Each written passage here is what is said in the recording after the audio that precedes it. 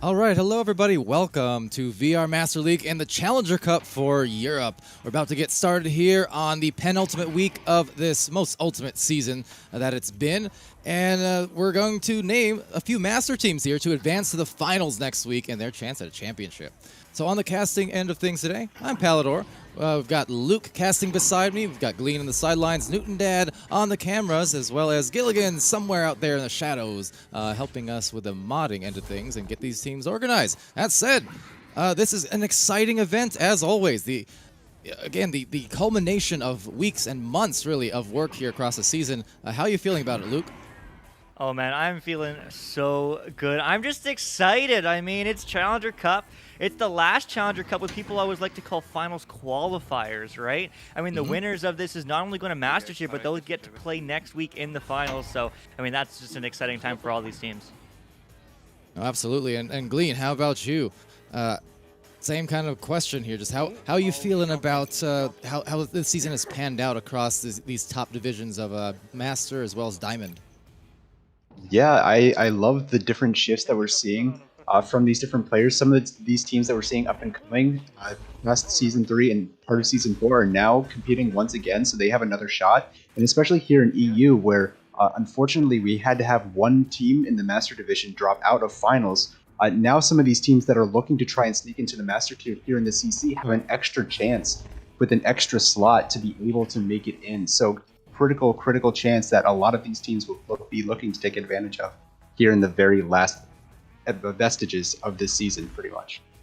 Yeah, well, you said it. So we had Envy, one of the dominant master teams here in Europe, unfortunately had to drop out of finals next week. So therefore, normally we take the top two finishers in the Challenger Cups and they go into Master Division. This time it will be the top three who will finish this cup, and they'll join the rest of the 7 master teams in Europe next week for the finals.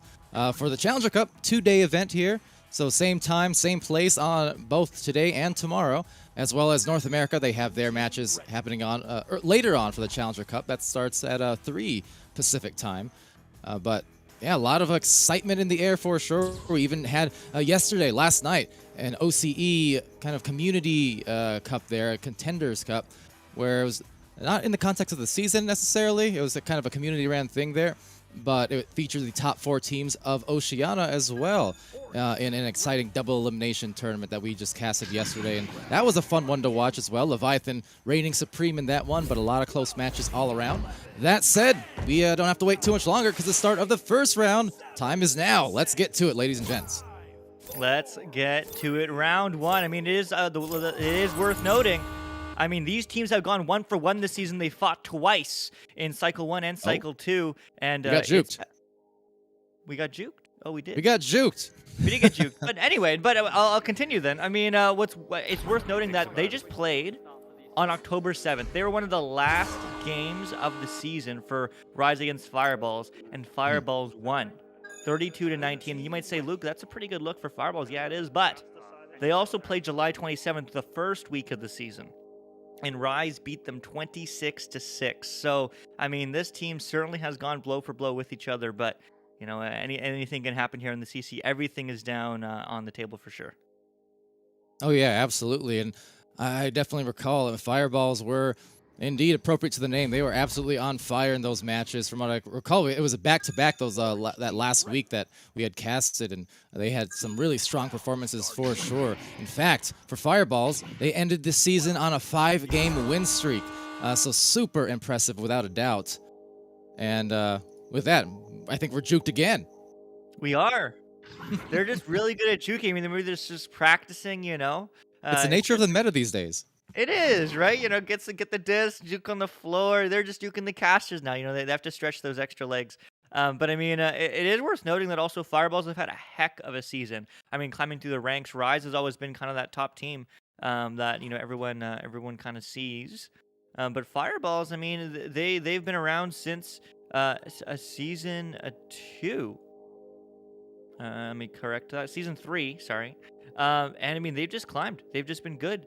As we are just waiting here. Well, I got pinged by the teams. All right, one sec. Pally, what are you thinking right now? I'm thinking that, well, I want to start this match hopefully soon. It looks like indeed maybe the team's having some sort of audio problem on their end, so maybe solving that here. But for me, yeah, there's a lot of intrigue going on in the league, and really every single season we see the competition only getting better. At the Master tier, one of the nicest parts and the exciting parts for all 3 of our regions here in VRML Echo Arena, whether North America, Europe, or Oceania, those top-ranking teams are just constantly taking games off each other. Sir Dimwee, who is casting over on our other channel as well, Channel 2 on Twitch, with Locky, he likes to use a phrase, Ouroboros, basically, which is not to say a shout out to the team of old. There was an Ouroboros team at the high level in Europe not that long ago. But basically, these teams are an Ouroboros across our regions, where it's just it's one big snake where every team seemingly just taking matches off of each other, taking rounds and matches off of each other constantly. Nothing is safe anymore at the high level, where you can just feel 100% confident that you got this. Everyone is just too good now. And now, no jukes. It's the first joust starting off here in the first round. Yeah, no jokes this time. I mean, Fireballs want to start this off well, but it is going to bounce high and wide. Will get picked up here by Middleman. Middleman just juking, looking for an option. I mean, there's some jukes, but unfortunately, it's going to get turned right back around by Rise, and Fireballs are able to get that clear. Yes, indeed. It looks like they did switch sides on us there, so we'll accommodate that real quick. Got it. Yeah, they did. And with that, we'll be back to the midline, where it's taken by Meraxis. And trying to pick it off here, Pyro with a disc, and a minute in, no scores yet. It's very interesting thing to follow in these initial minutes of an exciting cup like this is, well, first shot going out there, is exactly what the pressure level is like and how that affects the start of these matches. Yeah, I mean, it really does, as that is going to get sent downfield again. But right back, I mean, a very balanced start. I mean, obviously, you know, Fireballs had a confident win at the end of their season against Rise. But I mean, right now, just an even game as Rise is able to rotate back and pick that one up. Now, Meraxis jukes on the floor, but didn't practice his jukes enough. Got stunned, but stolen right back. Oh, my. As he is going to slow it down and try to go for the clear. And nicely done there to get a clear. Maybe a first goal here that's open. They've got the chance. They got the lane. They took it, and they got it good. It's 3 points on the board. Fireballs. Excuse me, Rise. Wow, Rise. Yes, Rise balls. Rise into the occasion for sure. Getting the first 3. I mean, that's what they needed, right? A lot of teams look at the history between these two teams and say, well, they played, you know, 9 days ago. And Fireballs destroyed them in 2 rounds. But, I mean, Rise, they started strong. Let's see what they can do. Absolutely. That's another question to wonder about as well. And just how these teams have been working. As that works out very well for Middleman. My goodness gracious. Well, 52 meters for 82. Middleman, that is. What a start. Oh, my goodness. What? 52. Oh, my goodness. All right. Well, they're 6 up. I mean, Fireball is still looking to counterattack, to react to the quick offensive pressure of Rise, as it is going to be GB sending it over to Grackrakis. Slowing it down, not getting pressure just yet. The stack is slowly pressuring him, but he's able to dodge around. The pass is no good, though, so will be Sleepzy finding it as it does send back up, but no, unfortunately, bounce there for them. But it's still an open 3. Do they take the shot? No, they don't. They go for the pass, diving in now, but slowing it down. One more, but it doesn't connect. It bounced off the wall, and that will not get cleared out yet by Fireballs. Instead, it's going to be recovered by Meraxis, who's looking for 2 more, but the slow pass, it's just slow passing control right here by Rise. Yeah. As they're Oh yeah, love Love to see that there, Luke, on the concentration to be able to finish those passes, because especially in the bubble and in 4v4 more than ever, it's so tough to maneuver around sometimes because you only ever have, it seems like, a quarter of a second to work with before someone is on your feet or stunning you right in the grill. So to be able to execute those passes is a sign of a well-communicated and focused team. Yeah, it really is. I mean, these teams are just popping off right now, and Rises has no sight of stopping as the stack comes through, and they take another 3. No, Wow. to 2. Wow.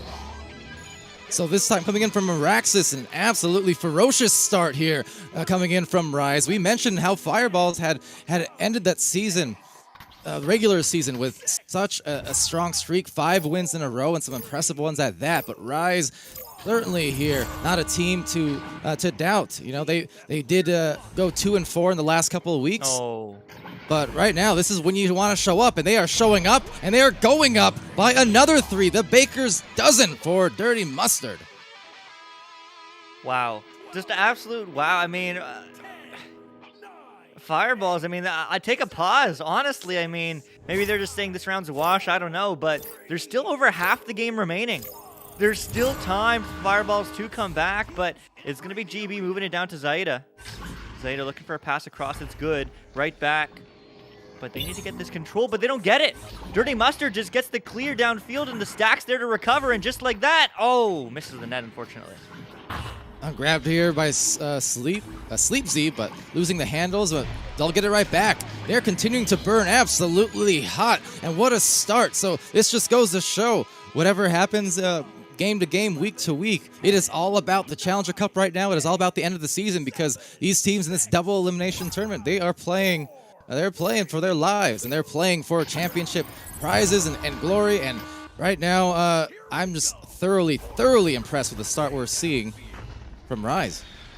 Yeah, it certainly is phenomenal, but Fireball is looking to get some points on the board again. 5 minutes in, they're not thinking that this game is over. They want to win, but it's going to get stolen right back by Meraxis, who does send that one back, but GB is there.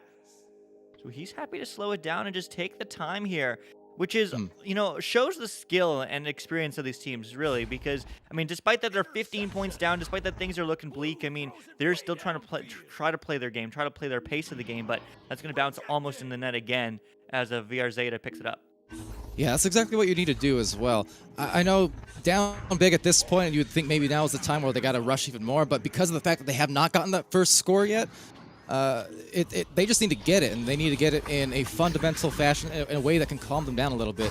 Can't get too caught up in the chaos, so this round might, I mean, with this big of a scoring differential, it already will be tough to come back from, but you got to know that this is a potentially 30-minute match if it goes to 3 rounds. So you got to be able to just find those first points and get in your flow at the very least, even if that means this first round isn't going to be as high scoring for you.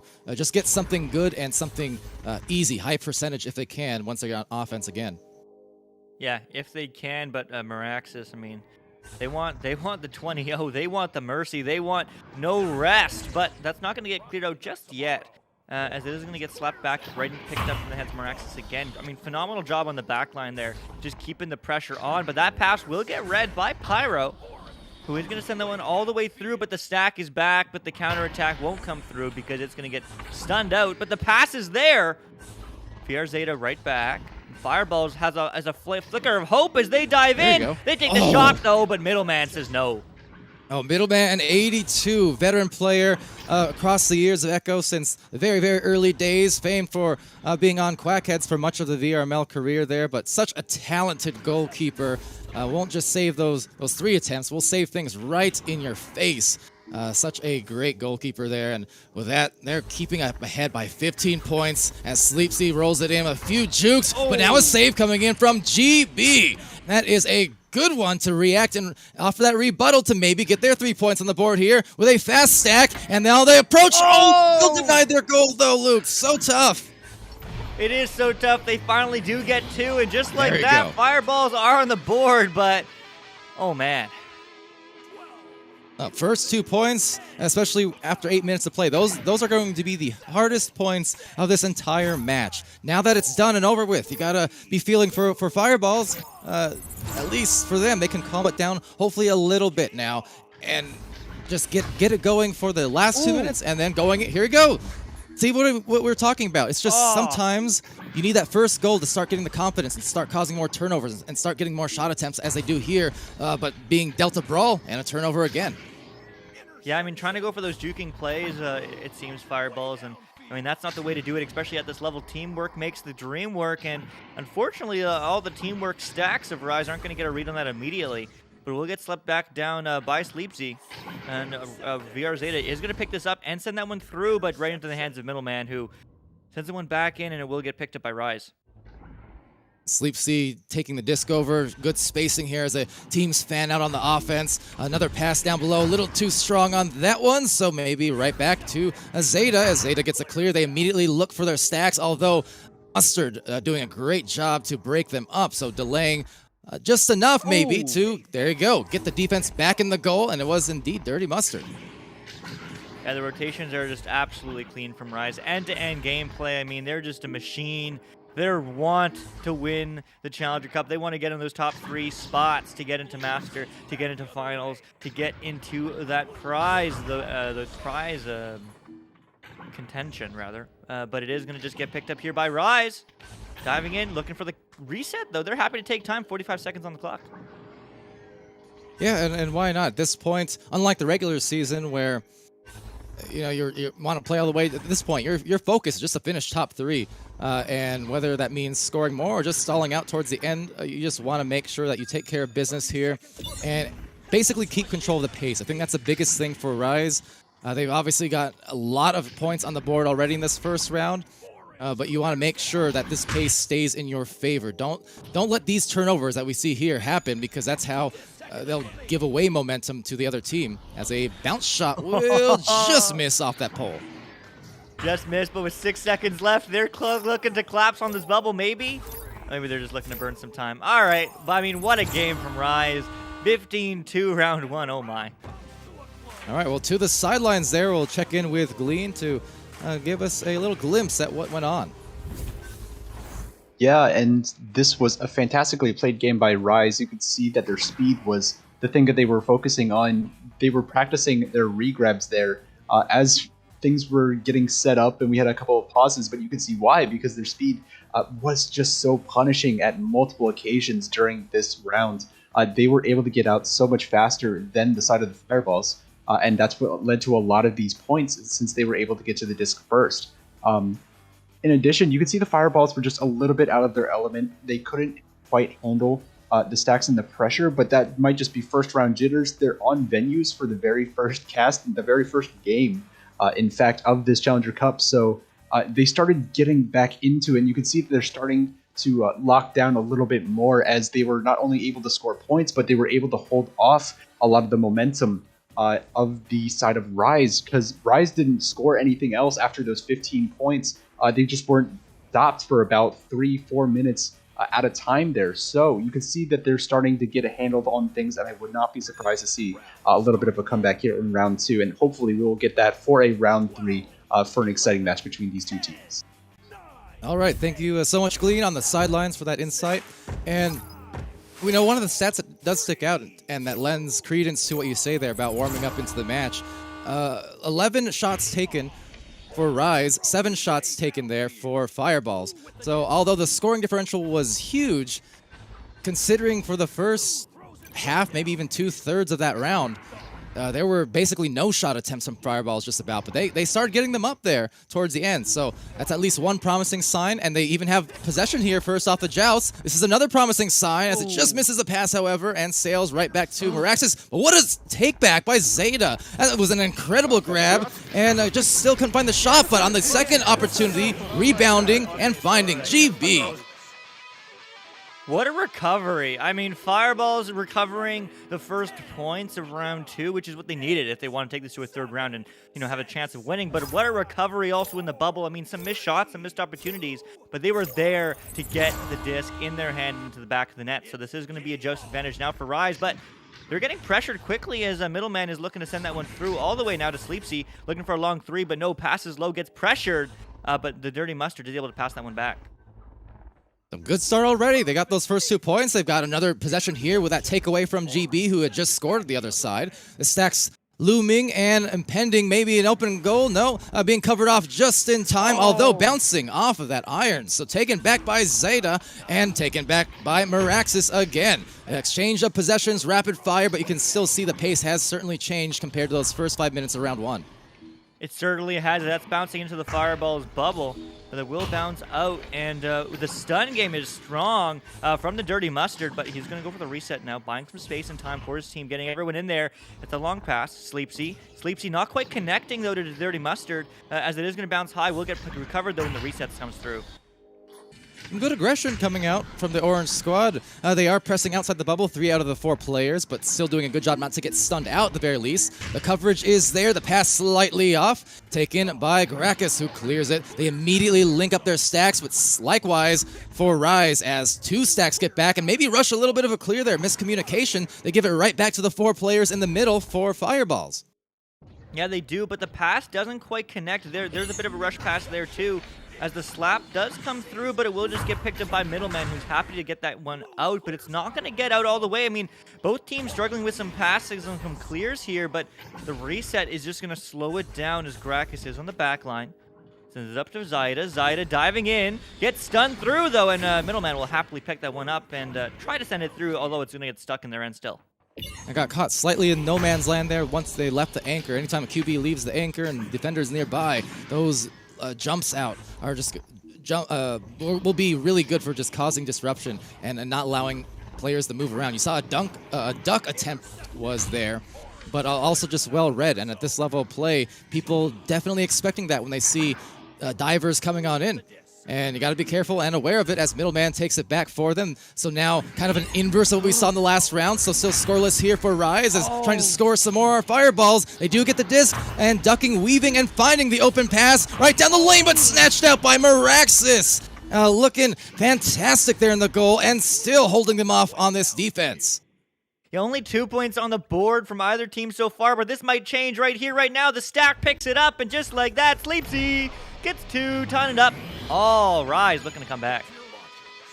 Hey, just like that, right, wide awake is Sleepsy. So tying it up in 4 minutes of play here after a absolutely blitz of a scoring round there in the round 1 for Rise. I mean, they were popping off double digits already by this point, just about, and yet here we are only at 2 apiece. Yeah, only at 2 apiece. That's going to get slapped quickly upfield. It's going to be Pyro. Just waiting. Looking for the pass across. Not going to quite connect to his teammate immediately, but the bounce is red. Gracchus is there for the reset. There's still another reset option, but he's going to pass low to his teammate. Not going to connect, though, so it's going to connect to Middleman, who does send that one through, and that's actually going to go to the stack as well. Sleepsy, the dribble play does get broken apart, but it might not matter. Oh, but nope. Still slowing it down as the reset stack does come through and pick it up. Yeah, it took an awkward bounce there, so just interrupted the opportunity at what was an open goal, open 3 potentially, and that's one of the situations you got to also be aware for, of course, with the stacks is not only the speed, but the accuracy on the reads on exactly how to meet that disc in the right spot. So trying to do just that there, this time much more success, the 3 launch, and my goodness, a cannonball from Sleepsy puts him up by 3.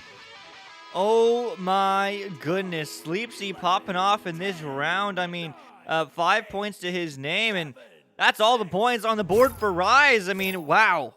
3 points up, but Fireball is looking to clap back, as they do have the just advantage. I mean, what are they going to do? They're looking for a right relay maybe, and just a bit of a pub split actually, but they're just going to get read by Rise. Again, I mean, these players know what's up, as it's going to go right back in the Fireball's bubble and recovered by GB. You have to be careful here if you're Fireballs, recognizing that you started off well in this round, but it's already back down to the wire. That shot acquired, just missed a rebound. Maybe they have 2 in the goal, 2 on 1. A stun, but the disc going the opposite direction. So unfortunate turn of events, but they'll turn it right back into their possession as Pyro takes it, sends it back to the reset to Zeta, and now they're going to reset even deeper just to give themselves some time to breathe and align their offense. Yeah, I mean, not only the time to breathe is important, but also getting everyone involved in that play.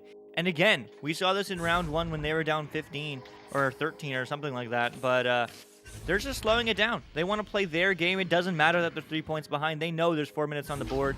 As there's a cut pass, but that wall passing ain't good enough, as it is going to get stunned through. But can Fireballs get there? It's 3 people clumping at the disc, though, so there's no passing options. But it will get recovered here by Zeta. Zeta looking for a long 3, but it's going to get read by Meraxis, who is going to try to get that one out.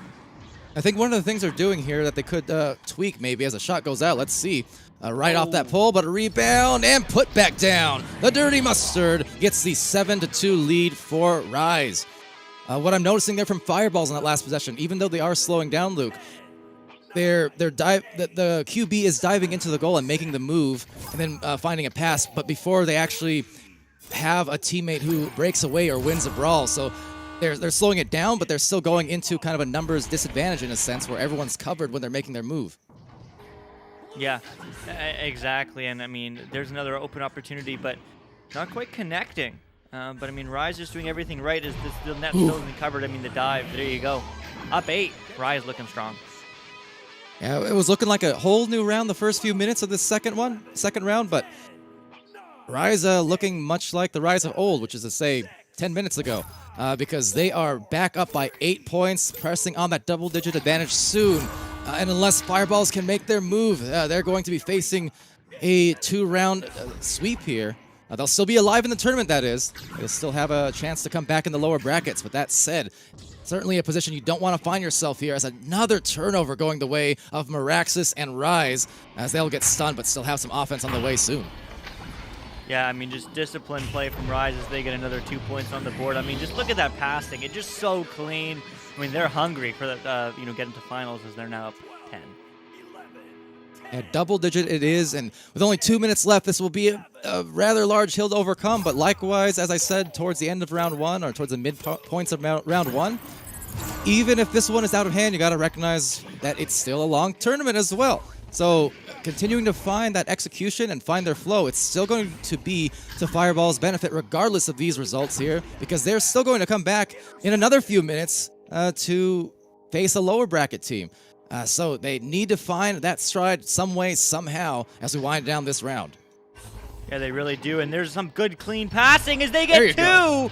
And just like that, it's an 8-point game. I mean, Fireballs, there's technically, dare I say it, still mathematical time. It'll be tough, but it's still there, and either or, that's going to be to their benefit. Nice execution. Didn't take them much time at all. Just had that efficient duck move after the pass and got them the goal. So 1 minute left. 1 minute left, and Merax is happy to take some time, but there's the stun. That's exactly what they needed, but that's not a 3. But they'll take a 2, certainly, and just like that, it's a 6-point game. Okay, well, now it got even more interesting.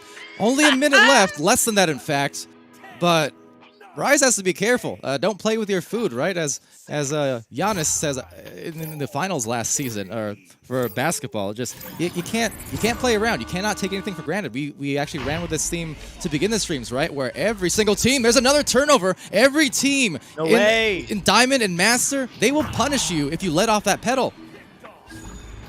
Yeah, and that's exactly what Fireballs is doing. I mean, with 27 seconds now, I mean, I don't know if there's still time or not, but I mean, I know that Fireballs are feeling hot. They're looking to come in and get 3, 2 more, and they get 3! That is the game. Final score, 12-9, but Fireballs coming alive here in the end of round 2. I mean, who knows? They might go the distance here in the Challenger Cup. Yeah, absolutely. So that will be the win for Rise nonetheless. But Fireballs put on a great run that last minute. That can definitely boost them up going into this next bracket and this next match for them. But that said, handing it off to Glee now on the sidelines. And what'd you think of that 2-rounder? Yeah, as it came down to the very wire there, you can see Fireballs definitely got more in their element, more through zone. They were able to get those scores. They were able to punish a lot of these things like you guys are talking about. Able to get the stun on the QB, take the shot there, able to get a couple of reads in the midfield and take some shots and really bring this one back. But at the end of the day, it just came down to execution, and their little mistakes in the very beginning and towards the middle of this second round was what cost them this 2-rounder.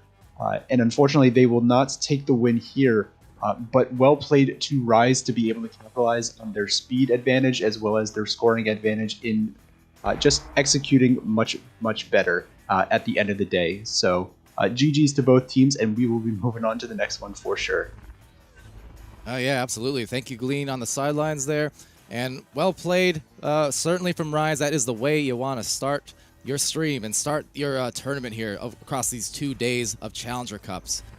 With that, I want to thank everyone who's tuning in wherever you are, whether it's Twitch TV, venues, of course, always excited to be on venues, displaying us on the big screen for the crowd over there.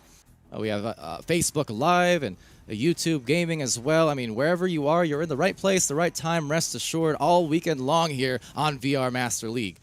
With that, Luke, any parting thoughts here before we take a little bit of an intermission and we'll see about getting our next match set up here?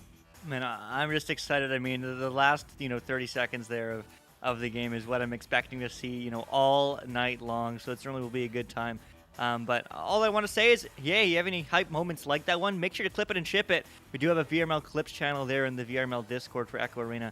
And make sure you do check it out. We might use them for a video or who knows. So make sure you do that. But otherwise, no. I mean, I'm just excited to see 2 more rounds of Echo here today.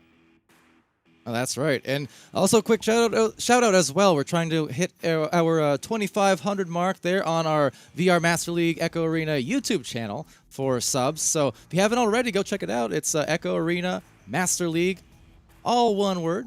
But just check it out on YouTube. And we have split our channels now. We have a separate VOD channel for all the Twitch VODs. And now we'll have our main Echo channel there for all the custom created content from our great creators team going forward. So if you haven't subbed, go sub. Also, we do have finals replays that will be shown throughout the week, the weekdays between the Challenger Cup and the finals on Tuesday, Wednesday, and Thursday. So you can tune in for those across our Twitch. Just follow Echo Arena _VRML, and you will be able to tune into those just to get a little revisit at some of the history and just see all the developments in this league as we do head into our finale of the 4th season. With that said, we'll prep now for our next match, so don't go anywhere, or if you do, come back really soon with some snacks and drinks maybe, and we will be back around the corner here on VRML. Stay tuned.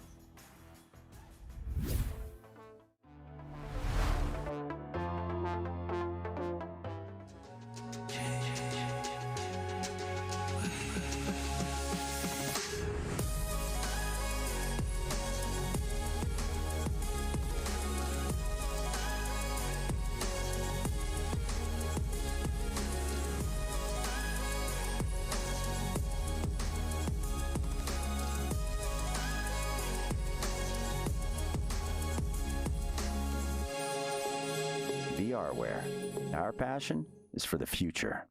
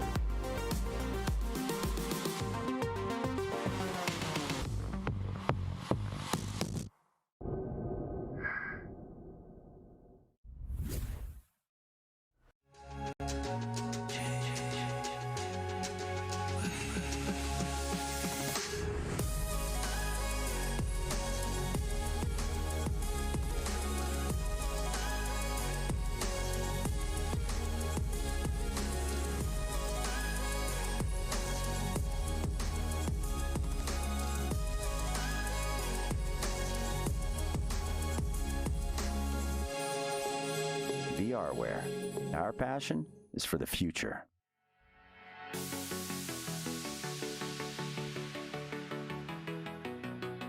Matt still gets the pass across. Zenith pulls off the Dusty. Zenith going to walk this one to the edge of the bubble. They have an opportunity here once again. Leverage takes the shot. Not going to send it in. Going to do some styling. Going to wait. Oh! As Kanger sending this one over there to Aiden off the backboard. Shrem now sending him across there to Ender. Crossing over to Cruz, and goal is wide open. As that one slapped back, Antarctic's there on the back line. Antarctic sending this one in. Sugar Fluff. One more pass there behind the goal. Only vote that who people thought would win, and they get it again. And it's going to be the Raptors on the, Mozzie coming in. Mozzie. They got to take this second round. They got to force a third round on Ignite. That's a lot of stunts. That's the lead. Oh, no. I'm not going to dox him and tell him what school you're in, but oh my goodness, that's incredible. And just like that Game with a teammate holding on. That's going to be a stop. Oh my God. That's it. That's 3 points. Bandit back to reality, cutting in. Stopped by that chain. What a defensive chain. They're getting stunned out, but title. Dancing up, dancing inverted. Gotta get the sun off on fire is what, but that's gonna be off the head. Delivers over the right side, Mozzie. Passes to Swag War. Swag War has Chrome cutting. Chrome. Ignite on offense with the duck is going to be Jay. Jay with the drive. Jay going to find it. Oh, the second one, but there's a long relay play. It connects. Diving in. No way. What? They have a numbers advantage right now. Toza sending it across there to Boop Boop. Going up to BK. There it is. Oh, Yo Kings. Headbutt. Excellent headbutt. This could be it for them. And it is.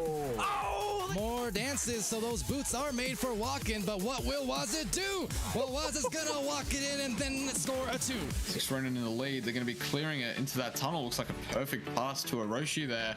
Oh. With the disc. Oh, beautifully played. To Sugi. Sugi looking for the cross pass, the cut. With the leash, although right there in the hands of Kong. Kong over to Jaywalker. Jaywalker bringing it in. 1v2. Stop there. Cruising. And it looks like Rosh is going to go for the pass of 10. 10's just going to put it over. Ooh. It's going to be that Green Pigeon with an open goal. They have to get a 3. Oh, the wall! Underlay will be there really soon.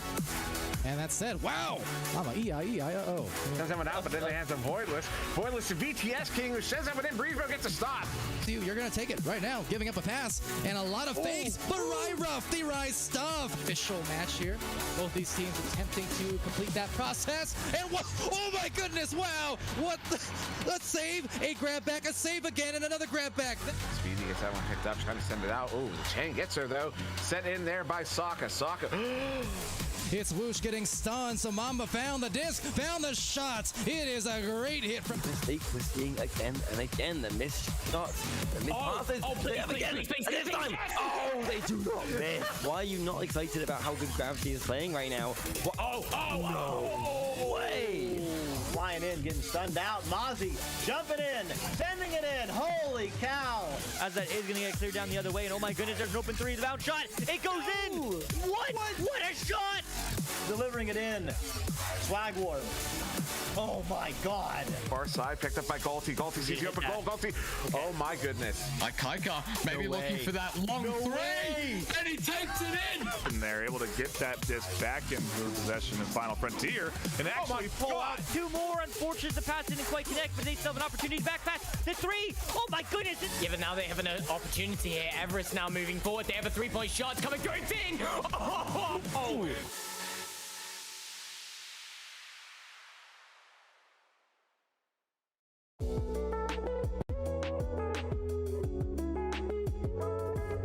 Everybody, I'm Aiden VR. Today I'm joined by Light Has Come from Bangarang, the top team on the ladder currently. How are you today, sir? I'm doing well. Good. All right, so what type of training are you and your team doing for the upcoming Challenger Cup? I think mostly just scrimming a lot. Scrimming, hopefully a lot of like master teams. I think it's healthy to scrim teams that are better than you. Yeah. So we're going to be scrimming a lot of master teams, and then I think doing a fair bit of rod review as well, just brushing up on strategy, potentially scouting the other teams, that sort of thing. All right, cool, dude. How are you guys feeling coming into this one? Like, mentality? I don't know if it's quite dawned on us yet. Like the decay, it's coming up. I think we're pretty excited. For most of Bangarang, it's been a goal for a long time to make the Challenger Cup since last season. And then this season we made the first Challenger Cup, but then Buchibo, our starting goalie, got injured and we weren't ready to play it. So it was a bit frustrating to have made it and then not be able to play. So now we're just pretty excited that we're finally going to be able to play it.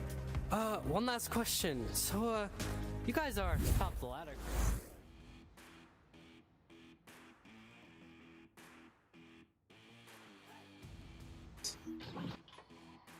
All right, hello everybody. Welcome back to VR Master League. We're here in the Challenger Cup for Europe, day 1 of Challenger Cup.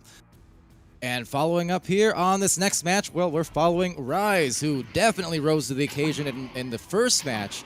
But now they've got a tough task ahead because they're going up against Everest, one of the master teams in this cup. Of course, the Challenger Cup's taking the top diamond teams as well as the bottom couple master teams and putting them all in this tournament to determine who gets into or stays in master. Of course, with this being the end of the season, this is basically, as Luke mentioned earlier, a finals qualifier. So big implications here for what we see in the finale next week. So that said, tall task ahead here for Rise, but if they play anything like they just did just moments ago, this is going to be a very, very intriguing one, Luke. It certainly will be. I mean, this is the real test, I always like to say, whenever these top teams in the Challenger ladder get to play these master teams. I mean, yeah, they're in the Challenger Cup, yeah, but I mean, Everest is certainly a strong team looking to come back. As we do get juked again, so there's no neutral jokes just yet. But man, oh man, I mean, I'm excited. I mean, Rise is definitely feeling the momentum, and that certainly helps, right? Both these teams coming off wins. I'm not sure. I mean, let me check the score exactly. So actually, even stronger wins: Everest against Nuclear Waste, 16-0, and then 11-9. I mean, definitely a lot of momentum coming from both teams. But I mean, this pause might help to dissuade that momentum coming into this next game. Yeah, for sure. Great stuff from Everest in that match as well. Although, second round looking pretty close. So, intriguing story there. Nuclear Waste, team who coming in as kind of an alternate. One of the teams in Diamond had to drop out. So, coming in and rising to the occasion. And although they did lose, they did give this Everest team a fight. And that's impressive in its own right. For Everest, they're coming off a couple of wins against Baby Phantoms and Clover, so ending their season successfully. And of note, they are also a team who took a win against Team Gravity, the championship team over in Europe earlier in the cycle. So impressive stuff as the first launch of the first round and the first pass finds the bottom of the goal. 2 points. Yeah, I mean, Rise, they seem to just be rising above all the tall mountains because, I mean, they get the first 2 points. They picked that bottom pocket. I mean, what a play from Sleepsy. I mean, Sleepsy's been popping off in the last couple games here, couple rounds. But let's see. I mean, here's a new game, new me, as Everest is looking to get some points on the board. What a way to start. As I said, if Rise starts off this round anything like they played just 15 minutes or so ago, they'll be great. But you know who else is great? Martin the Great, or Martin the Third. Either way, ruling the goal for the 1-point lead. Oh my goodness. I mean, 1 minute in the previous game, we didn't have a single point in the board. We already have 5. Oh, geez, this is going to be a close one. But Everest, I mean, they came back. They're feeling alive. They took the 1-point lead. Those threes are valuable. Rise getting punished on the little things, as it is being moved upfield by Meraxis. But do you know who's there? It's the Everest team, as they're feeling tall, but it's going to get picked up here by Bad Elmo, and they get 2 more just like that. 3 up, Everest. And just dunked it just between the legs, just about. Had to kind of turn around and be looking down at the goal. But great angle, and Bad Elmo found the success. And Everest here is a team who, made their way into Master based off of these Challenger Cups in Season 3 last season. They were a team that was exciting to watch, where they were so close to making it on the earlier Challenger Cups of Season 3, and then finally by the end they earned their right to get into that Master tier. It was a very fun story to follow for sure, and they're following up with some more goal attempts that will just bounce towards Meraxis on the recovery. Yeah, I mean, if nothing else, that just shows that they're used to this, high-pressure situation, right? They've been to the Challenger Cup before. Obviously, they don't want to be here again. Once you make it to the Master Tier, you want to stay strong. But you know what? I mean, they're showing well, as that is going to get sent right back to the hands of Conrad, though. Who's going to send that one down to Elmo? Bad Elmo. just slowly floating in. I mean, Everest just happened to slow us down, play their game. I mean, they're up 3.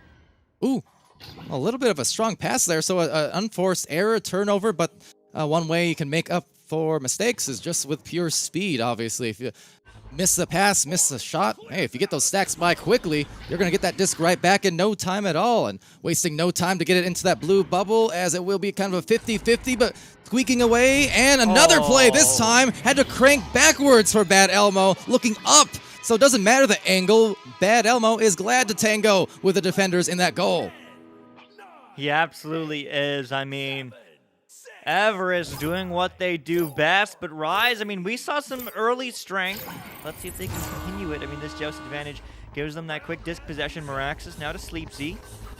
Not getting pressure just yet. Going to go for the reset. Jukes the stack. Miraxis has another second, but the stack comes back. Get the pass across to their friendly stack. It's a pass across. It's good. It's a 3-on-1. One more cut. One more 2. Just like that. It's a 3-point game. Rise 4 on the board. That was a masterclass rollout that we just witnessed there. That was phenomenal. What great, precise, and focused passing to buy them the goal in only 16 seconds. But look at that. Every zipper line of passes hit there. That was fantastic. It really was. That's a low pass now coming out for Conrad. Conrad now up to Steffo. Steffo across to Bad Elmo. Bad Elmo to over to Martin the third. I mean, look at these bullets of passing. Everest just finding that speed as they save. Middleman, 82, keeping them in this game. But it's going to get quickly recovered there by Everest, diving right back in the bubble. Hey, we say Middleman's got those defensive hands, so skilled in the goal. And we did see there a very skillful set of passes just as well from Everest, although they were not able to finish. And that was largely, again, thanks to Middleman and the defense. Although back in the offense again for Everest, so they're going to have some more opportunities to work it up the floor. The aggressors, that defensive stack, actually getting stuck a little bit, so they may have some numbers opportunity here if they decide to push this right about now. But a pass missed, and they'll have to stack into their positioning again and actually fanning apart. So too many attempts, Luke, and as we know, after a few of these offensive drives, one of them is usually bound to fall more often than not. It really is, and those little mistakes, I mean, those are the ones that you expect Rise to punish, right? Everest lost the disc for a second, but they weren't ready. They weren't ready for a quick stack, a quick counterattack. So, I mean, Everest is happy to move this in the bubble, and there we go. One shot back, it's a down shot, and it's 2 more, just like that. Everest up 5. All right, well, back at them, and yeah, as we were saying, sometimes those goalkeeping abilities, I mean, they'll provide some stellar highlights and good momentum, but if you cannot get the clear and actually get possession offensively after you play that defense, it's almost all for naught sometimes. A lot of energy expended and a lot of big plays had, but the reward's still going for the other team, and that can definitely be damaging just towards the team's mentality, as a 3 will unfortunately be off for Everest, but looking like another rebound. Another rebound and another recollect from Everest. I mean, they're just there all the time. As that pass, those cuts, those slaps. Oh, my goodness. Oh, Everest just showing a masterclass of passing. That was absolutely rad from Conrad, and Bad Elmo, a bad man, doing it again. That is 3 different shots here around the goal for Bad Elmo that have been not the easiest, but so quick on the reaction and the instincts to get rid of it despite the defense. Yeah, it really is. I mean, Miraxis juking low, looking for a pass across, but not quite finding the clean clear. As the Dusty, I think, from the Dirty Mustard. But that's going to bounce across and won't get picked up yet by his team. Instead, it's going to get picked up by Bad Elmo, who does send that one through, bouncing low. Where's the stack? Well, it's actually just a solo player, and Steffo has all he needs. It's a one-on-one, and he slams it in. Certainly, 13-4, Everest. All right, well, Everest showing why they are the master team in this cup. One of the master teams in this cup coming down back to Diamond against these teams who, again, have impressed. Rise was looking absolutely dominant on stream, and yet here, although they've got 4 points on the board, starting to slip away a little bit. So Sleepsy, as they throw a deep clear, no one in the area. Just need to find some more points again and see if they can stifle a little bit of this rhythm that they're building for Everest, because this is really in dangerous territory now with only 3 minutes. Yeah, I mean, time is certainly not on their side for Rise, but they're trying to bait out a couple defenders. They have 2 caught back. Maybe they're collapsing the bubble quickly now. The cut pass, and it's good. It's good. There we go. 2 more. 13-6. I mean, Rise, they have time. And they really, really needed that goal, and they got it. It was good. The goal actually being left open there, the aggressive defense from Everest, maybe too aggressive in junctures. It's the game you play, basically. If you're confident in your defense outside the bubble and want to press out, it can work out, but one person gets caught out, and it's going to be an open goal a lot of the time. So got to be careful of that balance, as a little off balance on the pass. Picked off here by Bad Elmo. The goalie really bothered, and it will result in Steffo converting for the 15th. Wow. Wow. All right. I mean, 2:10 on the clock. We saw a comeback with almost 10 points. We saw an 8-point comeback with the Rise against Fireballs in round 2. I mean, there's 2 minutes left. They only need 9 points. Let's see if, Rise can pull through, or if Everest is going to just add on that pressure. And unfortunately, they will do exactly that. They get the pass back, but not quite connecting to a teammate. But it will get recovered here by Conrad, who's juking, gets the short pass. And, I mean, just like that, Martin III happy to take some time, move it downfield. It's a long shot off the shield, though, as this is going to bounce low and into the hands of nobody, as everyone does get stunned. Well, Dirty Mustard will get a dirty clear, just bounces a few different times, but will pick it up again before getting knocked out. Martin III lining the sights up, but couldn't find anything but the barrier. Still going to that midline, and a rebound now from Sleep Z. Deep down on the floor, there is a couple of players able to get back for the defense, but not too quick. Is middleman there and linking up for the chains as they sprawl the floor. Only a minute left, so time is about out here. But certainly a strong round for Everest, continuing to establish their dominance and why that they have earned their way into Master this last season, and just looking to be there in the finals 1 week from now. Yeah, they certainly are. I mean, it's that much easier with those 3 spots. 3 out of 8 teams. That's pretty good chances for all these teams here in the Challenger Cup. But I mean, the strong will survive, and Everest, I mean, they're certainly feeling good right now, as they do go for maybe one more offensive play. There's a goalie back. They just go for the reset. 30 seconds now. Are they going to go for one more? Are they going to happily take some time? But no! Ooh. They don't have a choice in the matter as the intercept does come through, but Rise won't get a hand on it. Instead, it's going to be Everest coming through, but stolen back. Dirty Mustard doing some work as that clear bounces them favorably, and right back now Everest.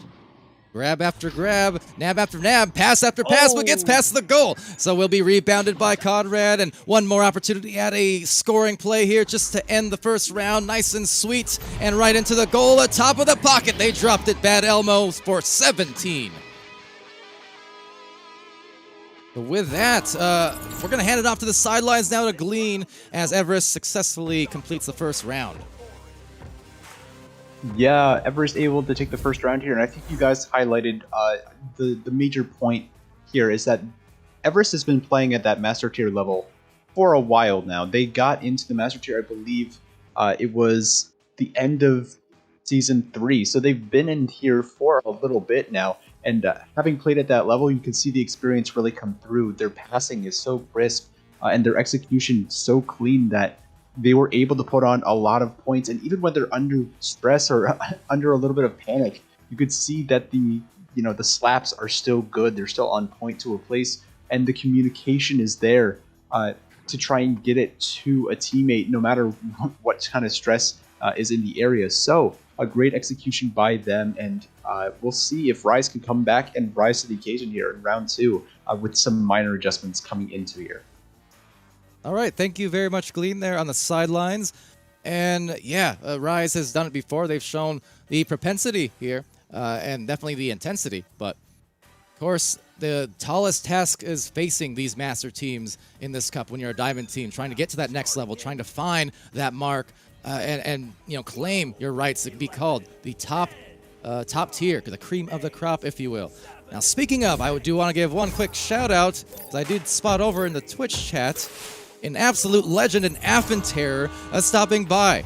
Man, had my battles with Affin way back in the early competitive scene of Echo, so I had to give a shout out there because talk about elite players, well, one of the most elite goalies you'll ever find, and one of the best people ever as well. That said, into the next round, but glad to see you there in the viewing side of things. And here we go, round 2.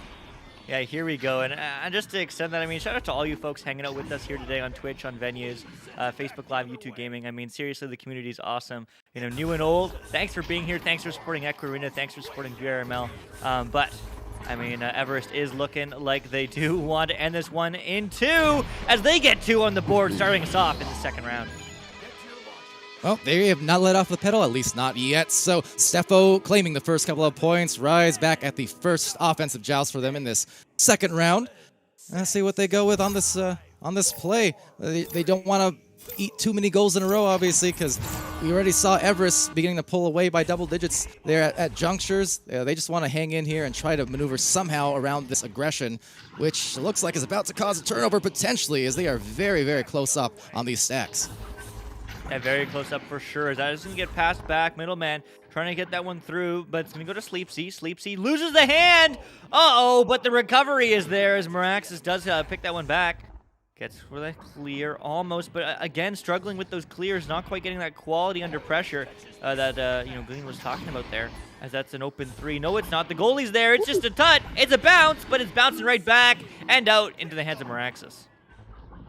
Always a heartbreaker there when you get such a nice series of passes, but you can't quite finish the play. That said, they'll be glad to take it on the other end of things. That bouncer will just miss the arms of Sleepsy, it looks like, as they stack into a recovery. Meraxis has to be careful. A nice pass and a second one just missing as well. And Conrad on Everest diving out for the defensive play.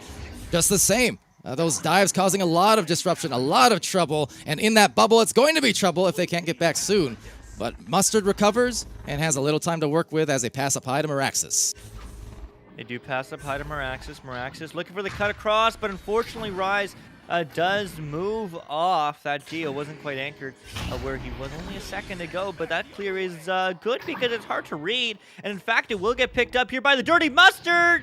Oh, that would have been a beautiful shot, the submarine, but diving in gets stunned as Bad Elmo is able to get that clear. And an interception, but not too soon. The stack there just absolutely blazing a trail and trying to send it through the mail, but nobody home except the barrier and could not bury it. So on the retain, it's Dirty Mustard down the floor. On the other side, just trying to find an angle, maybe allow some time for a stack to get there if nothing else, but Meraxis is there to bother. Still yet, Bad Elmo gets the disc back for Everest, and they have the immediate pass and back pass. You can see the very well-done communication to just know exactly where that next pass is going to go before, seconds before it even happens and before the disc gets there. Yeah, exactly. That long shot not quite in, but it will get picked up. The counterattack, no. Middleman is there. I mean, I guess Everest, I mean, they're feeling maybe the pressure right now as it isn't a balanced game for the past few minutes, despite the early 2. But still, I mean, 2 points is 2 points is 2 points, as, we like to say sometimes. They're still up. They're in the lead as Everest does get that one through. It's a bit of a clump, but maybe the pass across. It's good. Now, Conrad, bounce shot, gets 2. Just like that, 4-0 Everest. Nice angle on the shot and the sweet touch off the backboard will buy them the 4th point. This second round right now, it's looking kind of similar to what we saw in the second round of the Rise and Fireballs match, right? Where you had rather higher scoring first round for one team, but then the first 4 minutes of round 2, dramatically different pace as they come out here on the joust. Just that's how it goes in Echo sometimes, right? You have a reset of the round, 10 minutes, 0-0. It's practically a new game. Yeah, and it's a new momentum game as well, which is really important. I mean, Everest, they're feeling strong. They're up 4. But, I mean, just like that, an interception from Rise, but the clear not quite there, but the stack is there. There we go. There's the quick counterattack that we needed to see in round 1, but the save! No way! Bad Elmo keeping his team a 0 on his side for Rise. Oh, my goodness, shutting out so far as it is going to get sent back, and Bad Elmo happily to recollect and slow this down for maybe a pass across. Passing it over to Martin III. Halfway through this round, only a pair of scores. So either of these teams, both of them still searching for that momentum.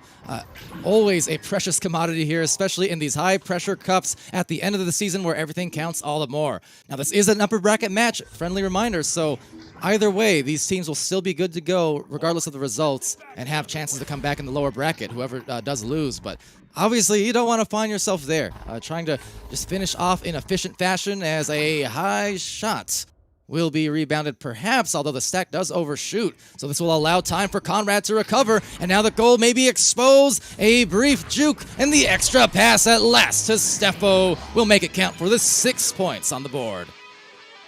Wow. Wow, I mean, Everest just showing their calm, cool collectedness. Yeah, they missed the shot. Yeah, that's frustrating, you know, but the recovery was there, the one extra pass, I mean, the communication there, but, or even just the awareness. I don't know if they called it out or not. Just absolutely showing through from that Master Tier experience, but it is going to be Rise quickly coming back. Do they get a hand on it? Yes, they do. It's not quite an open net, but they get two, just like that. 2 points on the board. Rise are here. Absolutely. Middleman 82. Again, shout out to the veteran presence of Middleman, who indeed has played and been a presence at that high level of Echo and a presence in the competitive scene for a very, very long time. So, know him for goalkeeping. It does not mean at this level that you can't do other things. Really, these players capable of a bit of everything. And Middleman, a great finish in traffic before the defense could fully accommodate. That said, accommodation here required and a missed shot, but rebound back to Bad Elmo. And that's been the story, Luke. Those rebounds are so killer. They really are. I mean, Everest recovers everything. I mean, you give them an inch of space, you give them a centimeter, a millimeter even, they'll be there. They'll be pressuring, and maybe they won't get the turnover, but certainly make you look over your back or look over your shoulder because, I mean, the counterattacks are strong. 3 minutes on the board, 6-point differential. I mean, Rise can do this as they do get that one down, but there's the speed I'm talking about. Everest is just there. They're ready. Yeah, there was a stack there from Rise, but they weren't as accurate nor as speedy as there's a quick two. Wow. Oh my goodness, what a dribble. Everest up 8. They just covered the entire length of the arena and back again in just a few seconds. Incredible stacks across that floor, lightning quick. And with that, an 8-point lead secured. Wow. Wow. Okay. Rise is here. But can they continue to be here, or are they going to drop into that lower bracket? Well, I mean, we know what Everest wants. They're up 8. They're feeling strong, but Rise, they have a stack now. Do they get the read? Unfortunately, you get stunned in the rotations from the back from Everest, so Everest will happily get that long shot. Miraculous, though. Sends it right back and connect with a teammate as Middleman claps it on the bubble. The long three, but no, the ding ring. Tough miss. That would have put them right back in position to only be down by 5, but they'll get a rebound just as well. A little bit of a haphazard pass down there will sail past the two teammates and open things up nicely for Everest to maybe score. Now that said, an overshoot on the disc, but great stack breakage from Middleman 82 over in the middle of the lane. So was able to buy some time for the teammates, and yet once the stack breaks away, they deny the breakaway play for Sleepsy and co. and take it right back for Everest. So even when you break the stacks, they still get back fast enough to recover anyway. And it's a tough thing to deal with. And so was that. Bad Elmo, my goodness. 13 points now.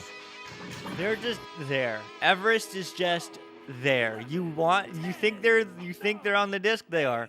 You think they're gonna read that clear? They are.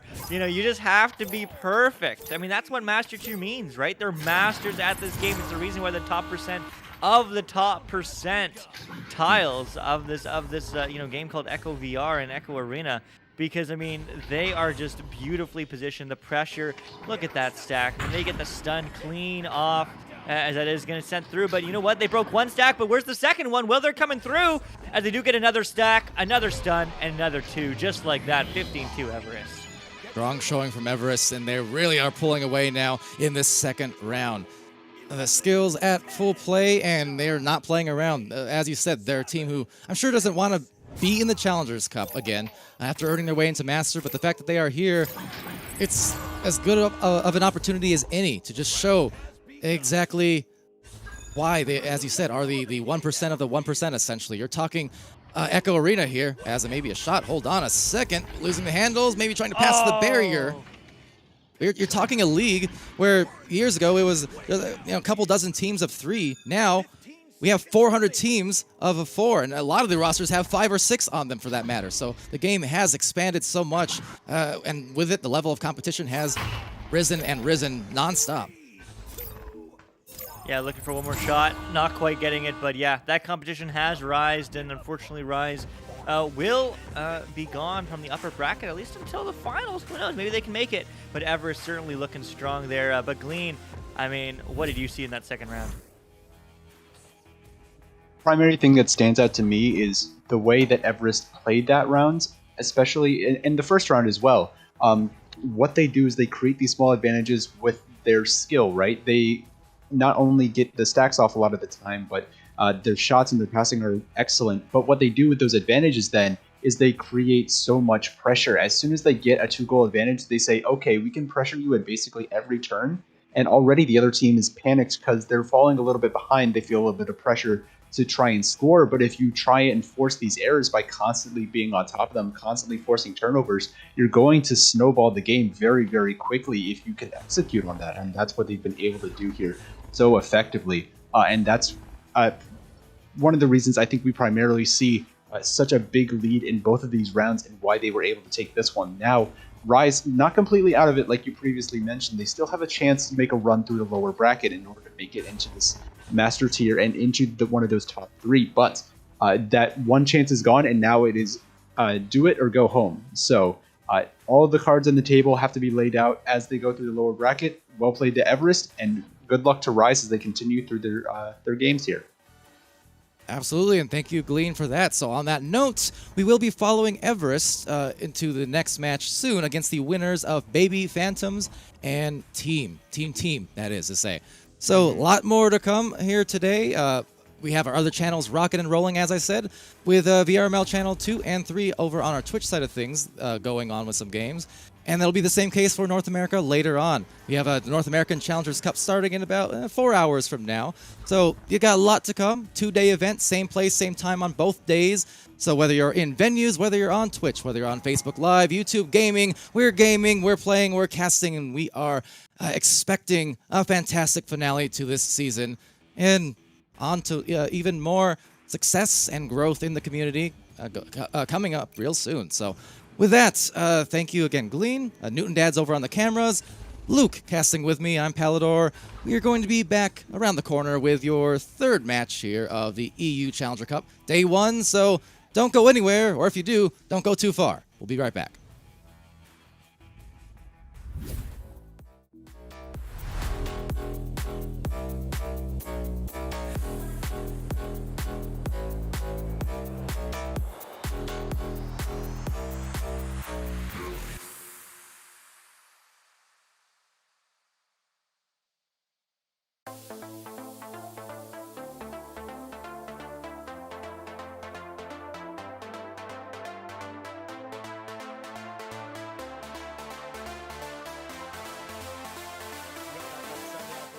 Let's go to Menacing Maggie and see what opinions. Okay, this time I'm not muted, so I'm gonna talk now. I was muted before. Well, team came very confident from previous game and did show the first 2-3 minutes, but Baby Phantoms shut them down. And they shut them down so quick that they had to change playstyles. I noticed a very different playstyle going for the first 2 goals from Baby Phantoms, and team tried to slow down the game, maybe looking for, because they were very eager in those very first minutes of the round, and they tried to even it down and go a little easier here. But Baby Phantoms noticed, and they started going faster and faster. They started switching between fast jousts and slow jousts, so that they didn't have a moment to think, and that has won them the game, the round in this case. I could not agree more. I mean, that round 1 controversial maybe from the teams there, but with that being said, team, they're certainly not out of it, and I know that this team can bounce back really, really well. With that being said, William's going to send this one all the way back. Smart decision there, as Woodsy wants to set up this offense really patiently. He's got a lot of movement space here. He's got no one pressuring him. Your boy Sam is in a similar scenario as he sends it all the way high. Rizze looking for the cut, and that's just too many passes as it's missed, as it goes all the way back into the trap area. Scubs is going to get a hand on it, looking for the stun is the player from team there, as team looking to recollect. They're not able to get it. Charlie 13 with the stun there, with getting a shield, as now they have an attempt on bubble. They're moving in. Sausage is stunned out too long, and it's not a goal, as now moving into the bubble once again, going to drop the disc. Now it's taken by Sausage, and Sausage looking for a duck and a slam dunky. That was a little, I would say it was a little odd. They went in, they had a 4v2 there, and then they kind of held up for a really long time, and that's when that first stop happened. And then their defender backed out. I didn't catch who it was. Went back to the bow tie to kind of back that back line out, probably calling for the reset. And instead, they attack 3v4 and get the goal. It's one of those times where, like, if you were the coach of that team, you'd probably be really frustrated. Wouldn't it be like, you did the wrong thing, but it still worked out? But it worked. You know, like, like that's, I would have told you not to do it, but it worked out. So this makes me want to yell at you. Good job. You know? Yeah. No, definitely. I mean, if you see the opportunities, and this is the thing that differentiates these diamond players and master players, and maybe even gold players from diamond players, as that shot's nearly in. But yeah, the thing that differentiates it is like adaptation. If you see something suddenly, and oh my, again, this time it's off his head, but it's dinging off his head and then into the goal. That's unfortunate, but it's equalized. But yeah, like to go away from the norm and not reset it there and see the open pass and like think maybe I can make that, or just push in, maybe like I can do that, I can make that push, and to make it work, that's something special that you can improvise in a scenario like that with a high intensity. So yeah, it's an incredible one as Charlie taking too much time, and he's stunned out by the stack and they take it. That was fantastic stack there from Team, sending us an air all the way down. Oh no, another opportunity. Rizé lock shot off of the barrier, now down to the floor. The blue stack overshooting. So good recovery there. William BWB gets it here on the back line. In this tie game, team in possession. Woodsy here on the near side. Pac-Man does pick this one up, looking to send one in. A good setup there. Rizé looking for another pass. Goalie is not stunned out, so Rizé is going to back it out. Set up there. That player was heavily covered. But oh, opportunity 1v1. There it is. Your boy Sam with the hook gets it in for the 2. Team is up by 2.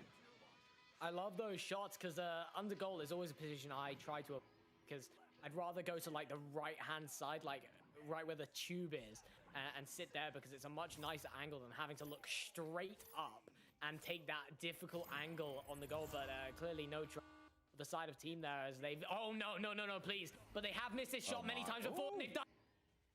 I thought there was a chance of it doing Caster's Curse maybe, because they have missed that shot a few times, and they've done it once again, as Charlie is going to take this and move it forwards. They have possession, and they're going to just run the clock a bit here. They are down 2 points, but they have possession, and they can just move it forwards and get the goal here. Be very patient as Scubs moves into the bubble and maybe looking for a backboard shot. Nope, he's just going to put it in from the back and into the goal. That's equalizing 4-4. Also got to shout out Sausage there, shutting down that chain. Chain comes out to pressure Sausage. Sausage gets one of them stunned out, and the other one starts moving back towards a play, but Sausage still got the one out, and the chain was shut down. And that gave his teammate the time to get those points on the board. So Baby Phantom's tying it up here as a team, sending this one out in possession. In the second round, we're almost to the halfway mark. This one, although is going to turn over, Sausage gets this one collected. Your boy Sam, big pickup, block shot. Please hit this one, yes! Backboard. Are you kidding me? Team is up by 3. Oh, I was like, please hit this shot, because they've missed so many shots from about the past Pac-Man area there, from like the halfway, sort of an quarter court shot, and they've missed so many of them, hitting it on shield, hitting it on the ding more recently, but finally they're gonna sink one off the backboard, and maybe another attempt here, back again. It's the same man, it's the same shot, same angle, recollect, goal, 6 points within what, 20 seconds or so. That is incredible. Your boy Sam is incredible. Yeah, the man is on fire. That's a 6-point lead here to team in the second round after they lost the first there, but only by 3 points, as Dan Mack looking to send that one through, gets caught on the key block. Scubs wait. Doesn't have the angle, but they have the player there. Sausage is going to get it in for the 2. Baby Phantoms are back within 4.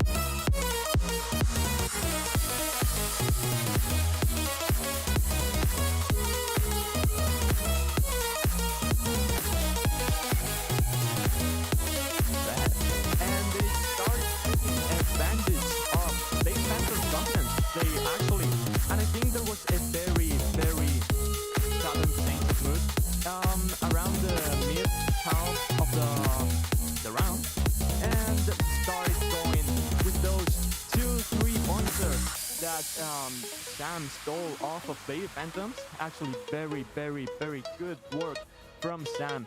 Just actually won them the game. Like, honestly, Sam is the MVP of this round because he had done everything. He scored, and he ultimately worked with those attacks and he worked to get him to the third round. Yeah, I couldn't have said it better myself. I mean, that was incredible. But we're moving into round 3, and now it's team. They're going to start us off with the first offense of the round 3. The cross pass coming in to William. He's in a sticky situation. He sends it over to your boy Sam. Your boy Sam now looking for the back pass all the way. Now it's not into Woodsy's hand.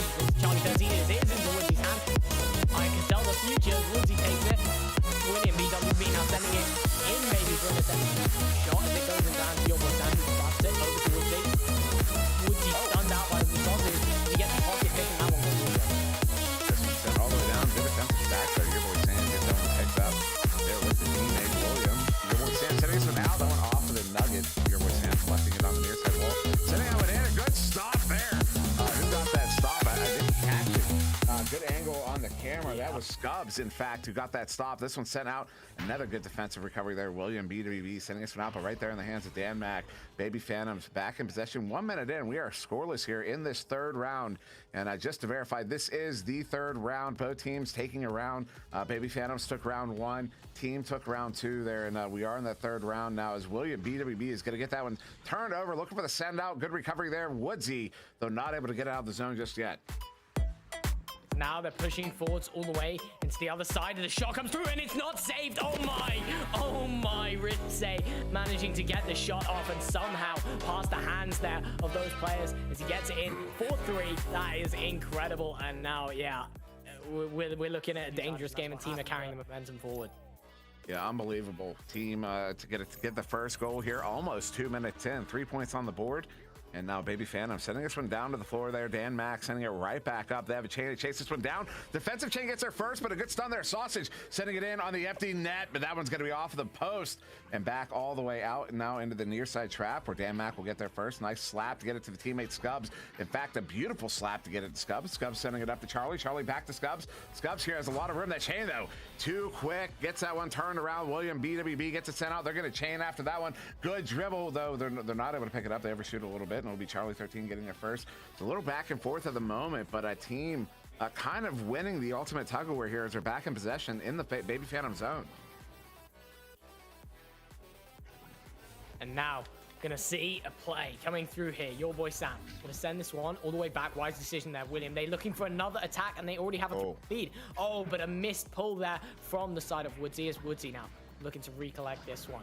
William gonna take this one, send it down low over to Rissay. Rissay, send it back, and now the save and the stop there from Scubs, and it's an incredible one. He slaps it out. Good reaction time to save it and slap it out before it's stolen back from him, as that was a close one. As now it's gonna be slapped away from the side of Baby Phantoms. Excuse me, forgot the word there. I'm in too much. Oh. 3-pointer coming here. That would have been another close one, but not close enough, it would seem, as Sausage takes this. Sausage now moving forwards, now going to get the clear, now into the hands of Team, though, as they're going to recollect this one. Rissay going to recollect it off his stunned foes there, as now it's going to bounce all the way through into the bubble of Baby Phantoms as Charlie picks it up.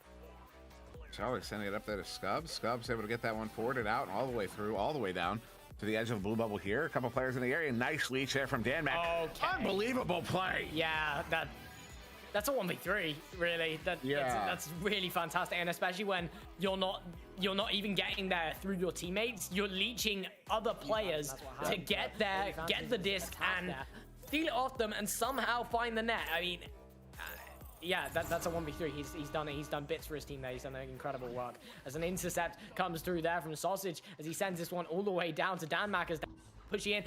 Shot's going to be ridiculously wide, though. Sure, he's unhappy about that one.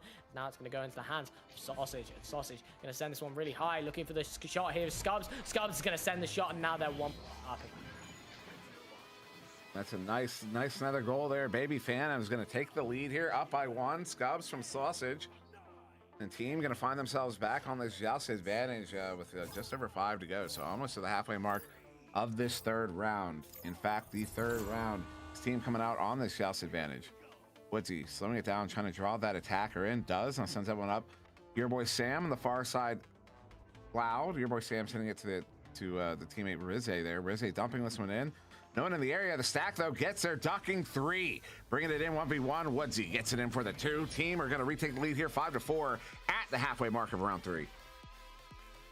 It's a 1-point game, and it's back and forth, to be honest. I mean, Woodsy now putting it for 1 point up for the side of team. I can't find these teams' names because it's incredible what's happening. I mean, it's so close, and as I said, I reckon the 2 best teams that are in this Challenger Cup, and as I said, it's a huge game for them.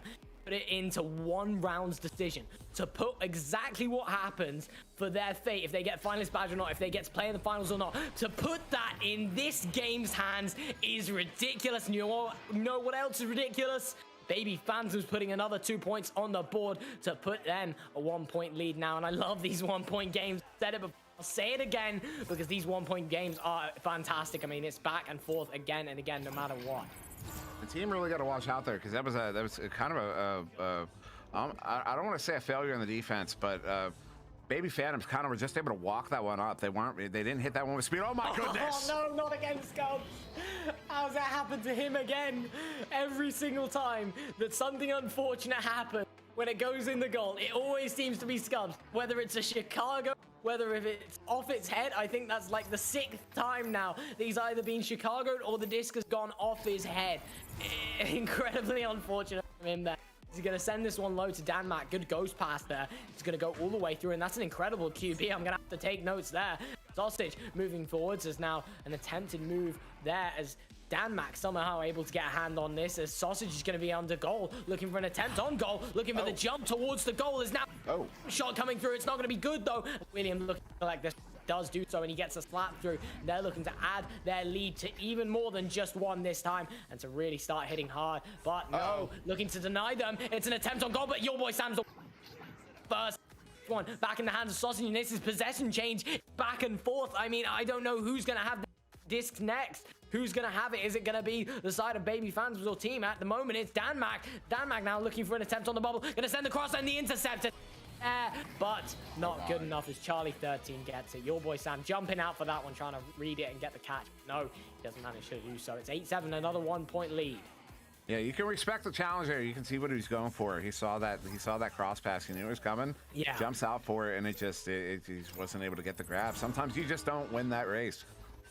It's going to be Woodsy here for team, sending this one up. Oh no, he misses that pass. It is going to turn over. Danmak with it. They just took a 1-point lead. Oh, good chain recovery there. Your boy Sam, although held on for a little bit too long. It's loose. Danmak gets it again. Near side wall, sending this one up to the teammate there. Charlie 13 hits it on the goalie. That's going to put Baby Phantoms up by 3 with 2 to go.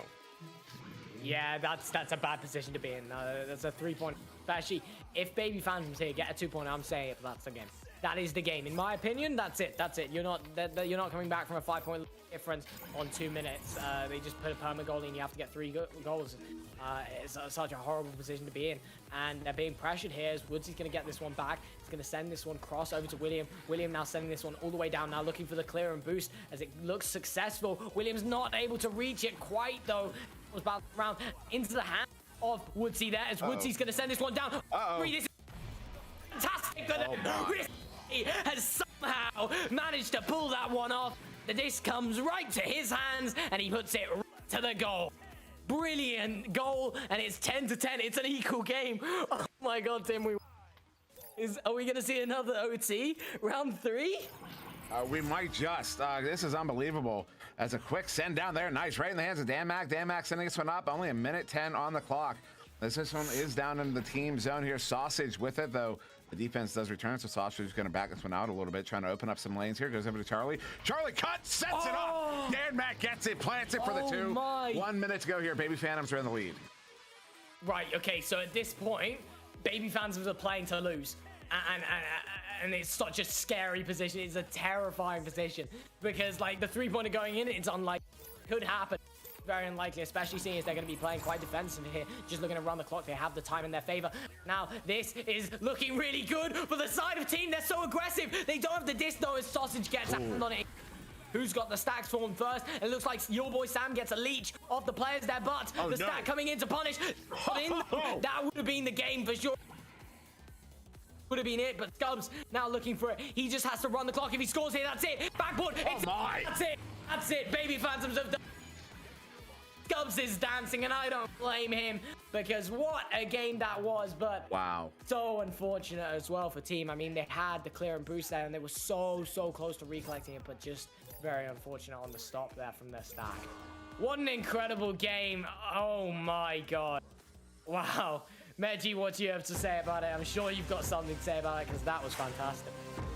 Very, very incredible. I mean, I just have no words. It's round 3. They laid their cards the first 2 rounds. The first round, Baby Phantom said, we're here. The second round, team actually said, okay, we're here too. What do you have to offer? And then in this round, they popped off. Both teams popped off. Yeah. Like, there was a moment where it was a bit messy, but I think that was because they were both teams were very nervous about it. Like, it's a very, very decisive game.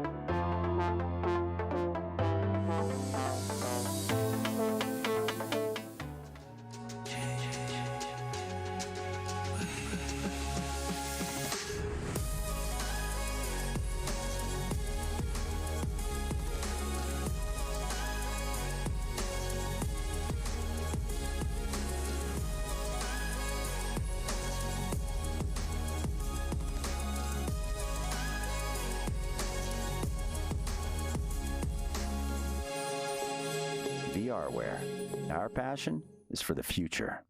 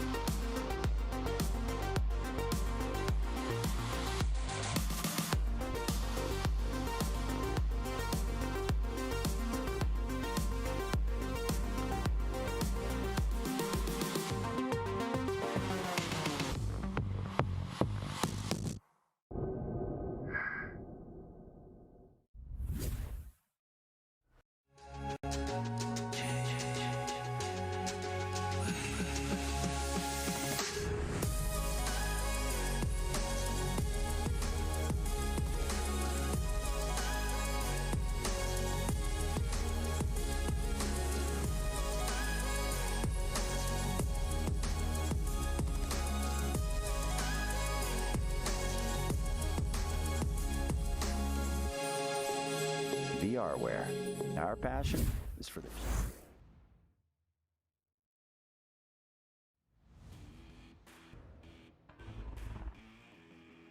All right, hello everybody, welcome back to VR Master League here on our main channel, on venues, on Twitch, on Facebook, on YouTube, wherever you are. Right place, right time for our final match of day 1 of the EU Challenger Cups.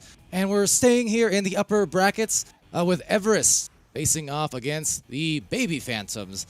So exciting matches along the way here in the semifinals of sorts in this bracket. And again, the top 3 teams across this tourney, these 2 days, will be the ones to advance to our season finals next weekend. So back on the cast, I'm Palador, being joined by Luke on the co-cast. We have Glean on the sidelines and Newton Dad over on the cameras. Luke, how's it going? Man, I'm doing absolutely fantastic. We got to see some amazing matchups so far. I mean, this is like a Master Tier Cycle 2 redo, kind of, sorta. And the winner of this match will clinch one of those Master Tier spots going back into tomorrow and going back into the next weekend of finals. Again, shout out to finals. It is happening same time, same place here on Venues Channel 2 and Channel 3 next weekend, October 23rd and 24th. So make sure you folks do check that out. But yeah, I am so ready for this matchup, Hallie.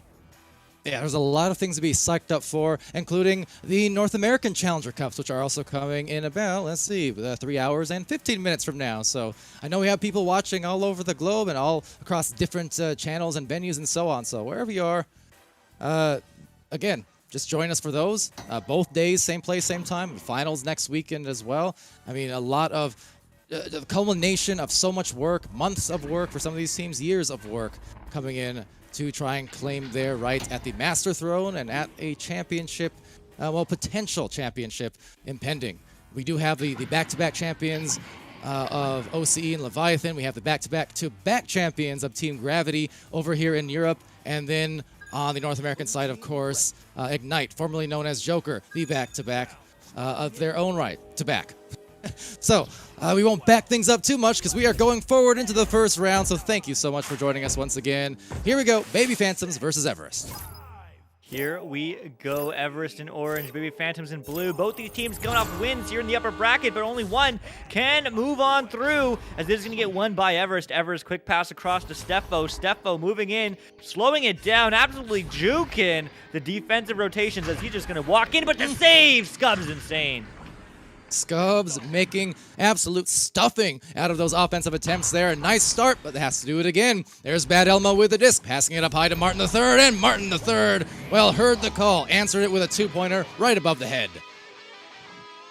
Wow, wow, wow, Everest. I mean, only 23 seconds in. They're looking strong, but Baby Phantoms, they know what to do. They know how to come back, as they are going to have the just advantage.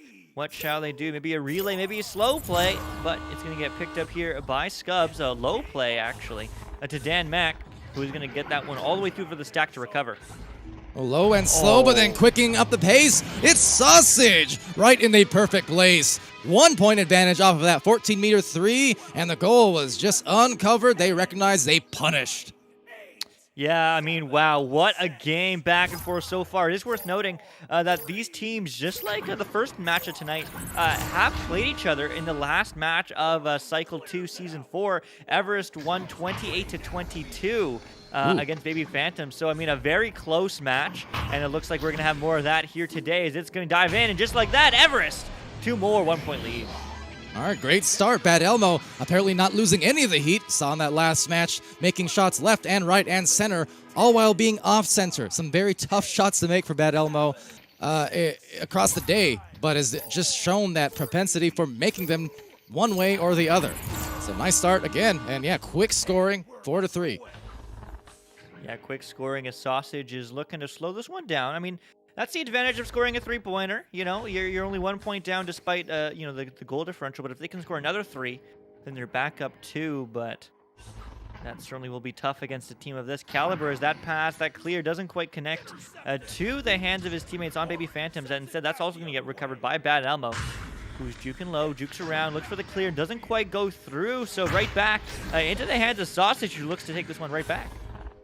And Sausage just juking past Bad Elmo. A good handoff play to Dan Mack. Dan Mack, oh, would have been a stunner, but a rebound here nonetheless, and bummer on the miss. But still, yeah, they might have a chance at the disc. No, instead, Martin III will get the grab, will get the clear, and already 4 players from Everest fanning out the floor, spacing for their placements all around that goal and around that bubble to find a high percentage shot, seeing if they could punish now on that last missed play, as they will indeed find their passes and their cuts. Right over to Conrad, and right on the money, 6-3. Everest taking the lead, up 3 points here. I mean, rather extending that lead. Still, it's still a 1-goal game. Baby Phantoms can tie this up with one well-timed 3.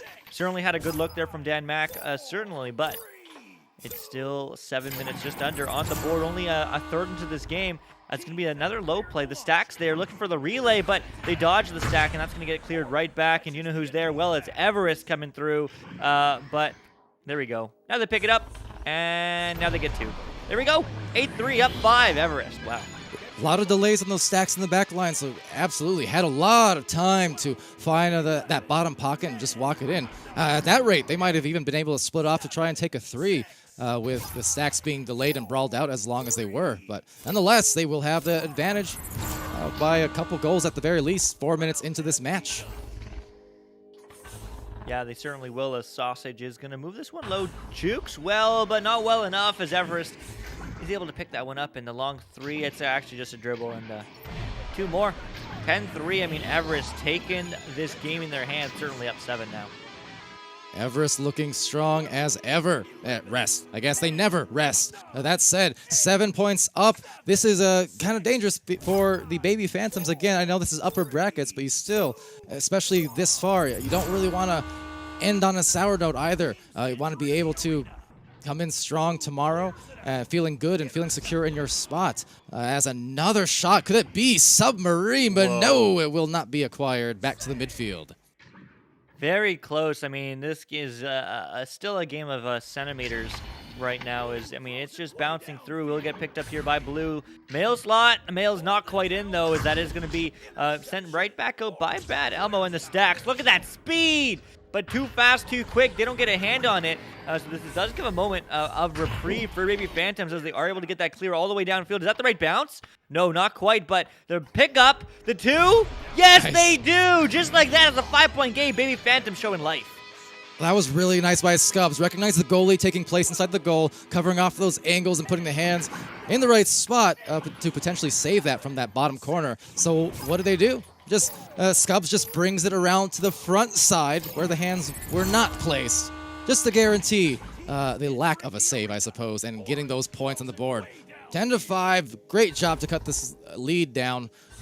Only 5 points now.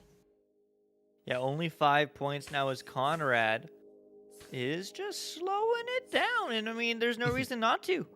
They have to pressure. They have to bait out a defender, and now they do. So now the pass does come through. But again, they're happy to take some time. I mean, they're up 5. There's no reason not to. They're just passing back and forth, maybe trying to get 2 defenders out there. Not quite sure what the end goal here is, but they're just happy to take some time. And I mean, there doesn't have to be one. Oh, there's a mistake though. And Charlie is able to get that clear. That's the danger of the stall. If it works, it works. If it doesn't, it leaves you hurt because all of a sudden a breakaway goal on the other end, as often is the case. Great job to capitalize and punish. They bring it within 2. Wow. I mean, here we go. It's a 2-point game. Everest, man, I mean, they're still up 2. The play is still in their favor, but I mean, 2 points is anybody's game, really, at this level, as this is going to be a quick pass, no delaying here, as they move in fast, but so does Baby Phantom, sneaking up from behind, as they are going to get that clear through mid. All right, here it goes again. This is a position now. If they can stack back quickly, there's a chance to take a lead or to tie it up, although the recovery from Bad Elmo gets it over to Steffo for Everest. So not looking to be punished for that turnover yet. As a pass, a tough one, just bouncing off the double. And now a shot from underneath, but bouncing off some Geo just the same. Dunn's coming in, a reset back to Steffo in the goal. Less than 3 minutes left, so it is vital that both these teams now take care of the disc because every one of these points are going to matter with not a lot of time left in what otherwise has been, and well, especially turned into now in the last couple of minutes, a very close match. Yeah, it certainly is. The time is now, as there is 3 minutes on the clock, but there's a 3-pointer. Wow. Everest taking it back up 5 again. Time is now. The time is wow. That was a great hit indeed. Exactly what they needed to give them some extra buffer there, Luke, and feeling a little bit better again. Still got to take care of the disc, though. If they get it back, I can imagine they may try to prioritize those stalls again a little bit, but again, got to tread lightly and cautiously. They certainly do, as that is going to get set back by Steffo. Steffo, the dribble play. Oh, no, but the steal. Saucig, insane, sneaking in there as that is going to get sent downfield all the way. But where's the stack? Who's going to get there? It's a race. Will it be Everest? They do slow it down, and they do get a hand there, but it's a slam. It's a stun right in their face as Martin III does get the clear right back. Very proficient brawler is Martin, and midfielding that one back over now to Elmo, just past the reach. Man, that could have secured another open shot for them. Still might get it, though. A tough angle. Bad Elmo maybe had a little time and didn't expect the goalie to not be there. So with that, a error maybe about to turn into a play for Baby Phantoms. Let's see. They can make it happen with a shot, and they're going to put them back within 3 points. It is still anyone's round. Wow. I mean, this is the game to watch right now. The winner of this will clinch a spot. They will be the first team to clinch a spot here in the Challenger Cup Cycle 2, the finals qualifiers, because whoever wins, that's going to Master Tier for Season 5 and finals next weekend, 23 and 24 of October. But is going to be going through now. Will get picked up by Bad Elmo. Bad Elmo moving and collapsing on this bubble, looking for a cut, and they get one, and they get 2. There we go. 15-10, Everest back up 5. And a check 1-2, that is music to my ears when I see those passing plays, Luke. Thing of beauty from Elmo to Steffo. Love to see it. Less so if you're the Baby Phantoms, but within 5 points, so still a bit of time, but of course, as ever always, they're going to need to act mighty fast and cause a quick get a quick goal and then a turnover again after that. Yeah, it's possible, but possibilities are quickly ticking down with the clock as they do need to get a score here soon, but no! Going to be blocked as there's Everest, and that's a long shot. That's a long 3. What a shot. 18-10, Everest take round 1, certainly. Ricochet is right on in, and with that, yeah, round 1 is in the hands of Everest, but making a fight out of it were the Baby Phantoms, so we'll see what round 2 provides. Just as well, we'll see what our sideline provides. Going over to Glean to give us a little overview of what we just saw. Yeah, so both of these teams are just playing at a ridiculous pace. Both of them are trying to use their stacks as much as possible and using their speed as much as possible, which is why we're seeing a lot of these clear and boosts coming out from both sides. And you can just see him blitzing up and down the field. The score's very high for this first round. But in the end, it is Everest that comes away with this first one, as they were able to set up their offense a little bit better. And these punishes coming out from them against the side of Baby Phantoms just were so good in allowing them to get that 8-point advantage. I would also like to point out that these two are the two master teams that are currently in this Challenger Cup, and they have played once as of this past cycle, with Everest taking that game. So already there is a precedent for Everest having beat them, but certainly Baby Phantoms are looking for maybe a little bit of revenge coming into this round 2, and we'll see if they can pick up some momentum and get things going here coming into this second round. Yeah, certainly the case, and thank you, Glean, on the sidelines there once again. And looking at the stats real quick as we do get into this next round soon, I mean, the immediately obvious thing here is for Everest. Look at the distribution of both points and assists. Everyone getting in on the fun. Everyone sharing that disc with each other and sharing the points, and not content with having one player carry all the load. Instead, they're just passing, they're finishing, they're assisting at the regular. And that's always an important story to follow, especially when you get to those master tiers. The team play is what it's certainly all about, and they're going to try and start things off the right way as Everest does take this joust in round 2. Yeah, Everest starting really strong here. As I mean, they're doing this slow play again. I mean, it didn't work out last time. But hey, you know what? Try again, I guess, as they say. As this is going to be moved in. Looking for a cut pass. The bounce shot, though, off the ding ring. But slapped right back, but just barely missing the net. So here's a turnover opportunity, counterattack for Baby Phantoms. And right back into the midfield where it'll be picked off maybe as the stacks trying to get together right at about the same time, slapping it out, but taken over by Sausage. Sausage eyeing down Steffo on the feet on defense, so passing it over to that tunnel where Scubs has a little room to maneuver with. As Charlie looks for a crossing play, and indeed the first 2 points will go Dan Mac's way for Baby Phantoms. All right, Baby Phantoms, I mean, starting off how they need to. In order to get that third round again. I mean, this is a best of 3 in Challenger Cup, so that does mean that the team that wins 2 rounds will get the W and will clinch that Master Tier spot, certainly moving into tomorrow and moving into next weekend. But Everest, happy to take it slow as they finally do find a pass across, but quickly pressured here by Baby Phantoms, but the passes are good so far, as it does just barely miss a teammate there and turned over to Baby Phantoms.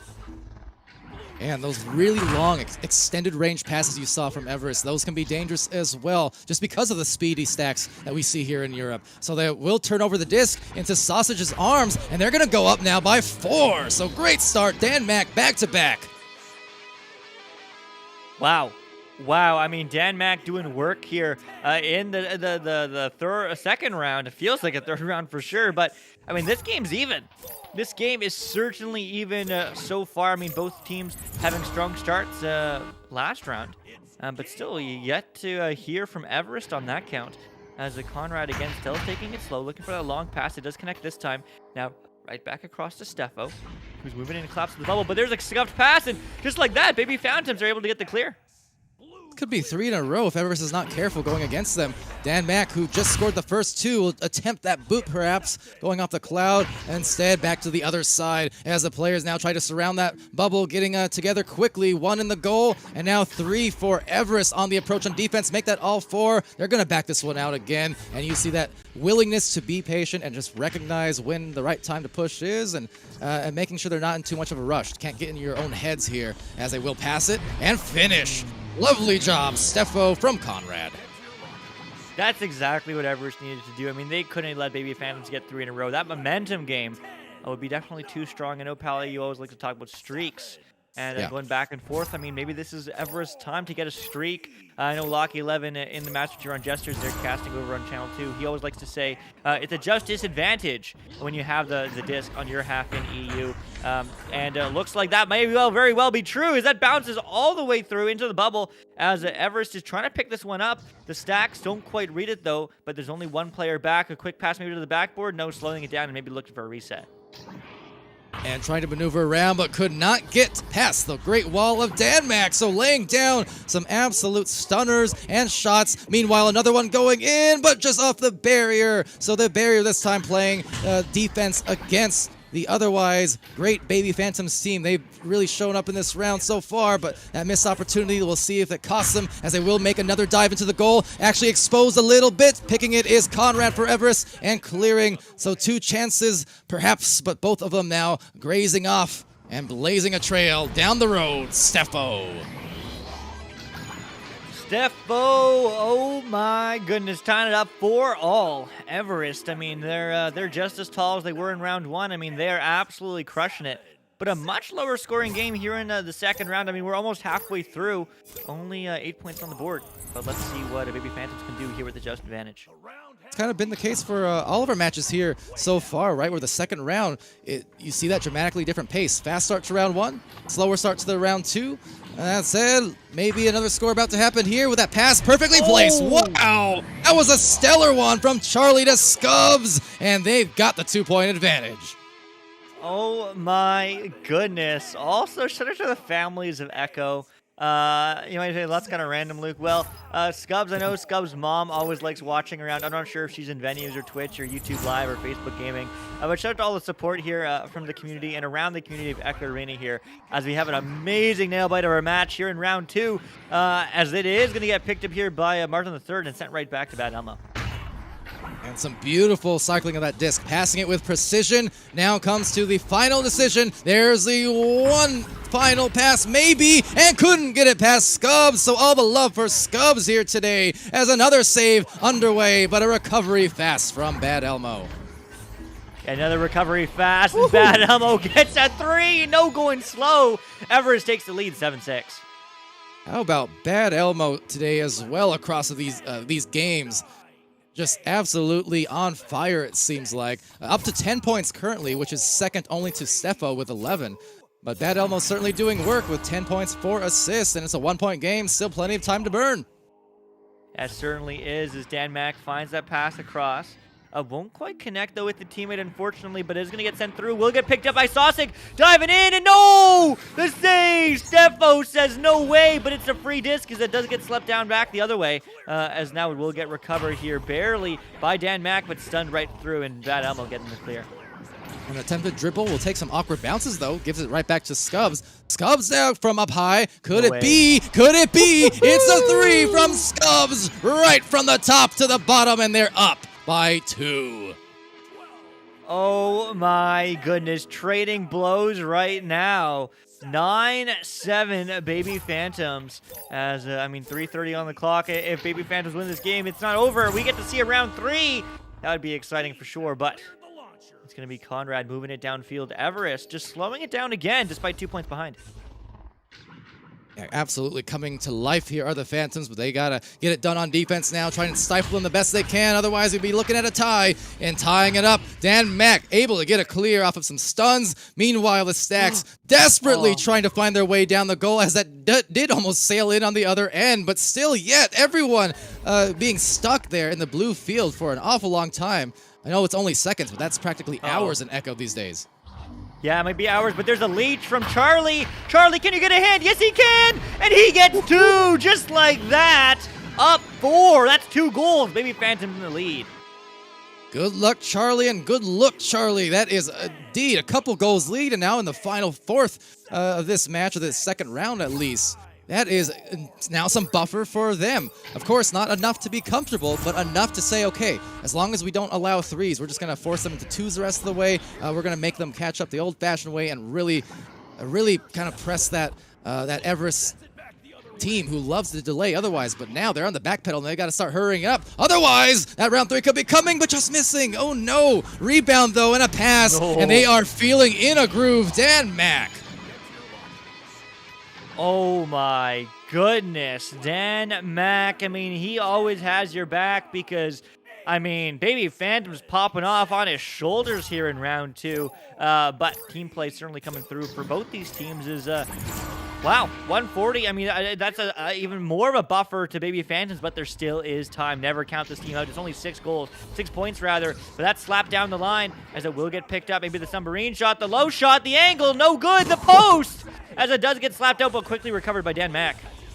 Dan Mac on the attack, but no, it's Steffo taking it out. What a save there. Able to grab clear, but intercepted. Charlie 13 working up the floor. The Baby Phantoms right now have an opportunity, and oh baby, they're coming alive again. It's another goal. They are suddenly up 15-7, an explosive second round. An explosive second round for sure.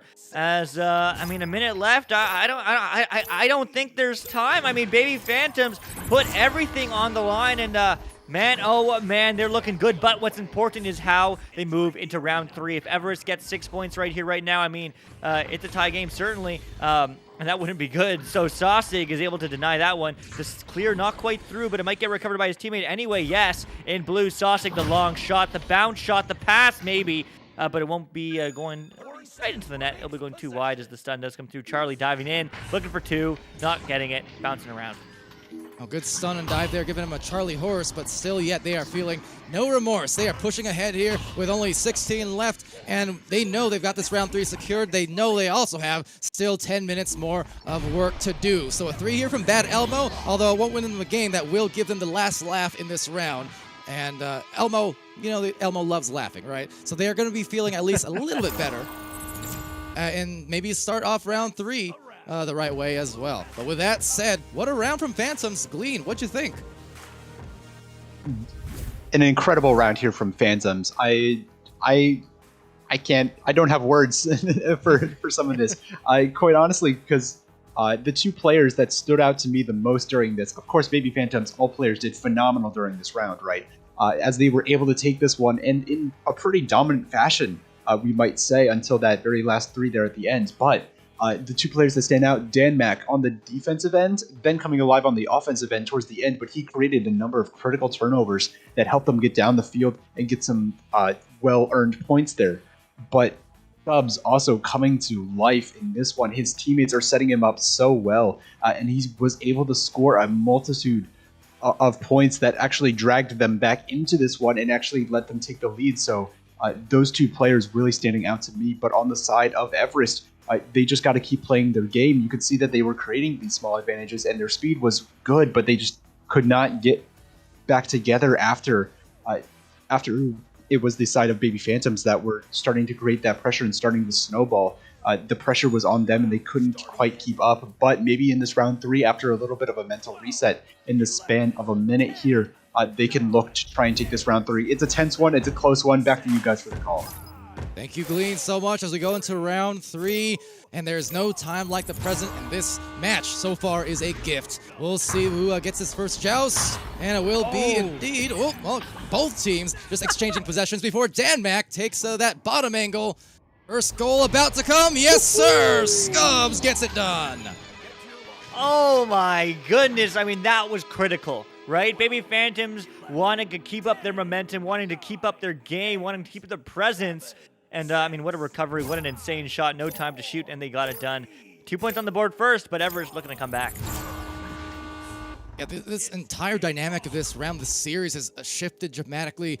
Everest looking dominant today and starting off that way in that first round, but it's really been a lot of Baby Phantoms these last several minutes. It's going to continue here with Sausage causing a turnover.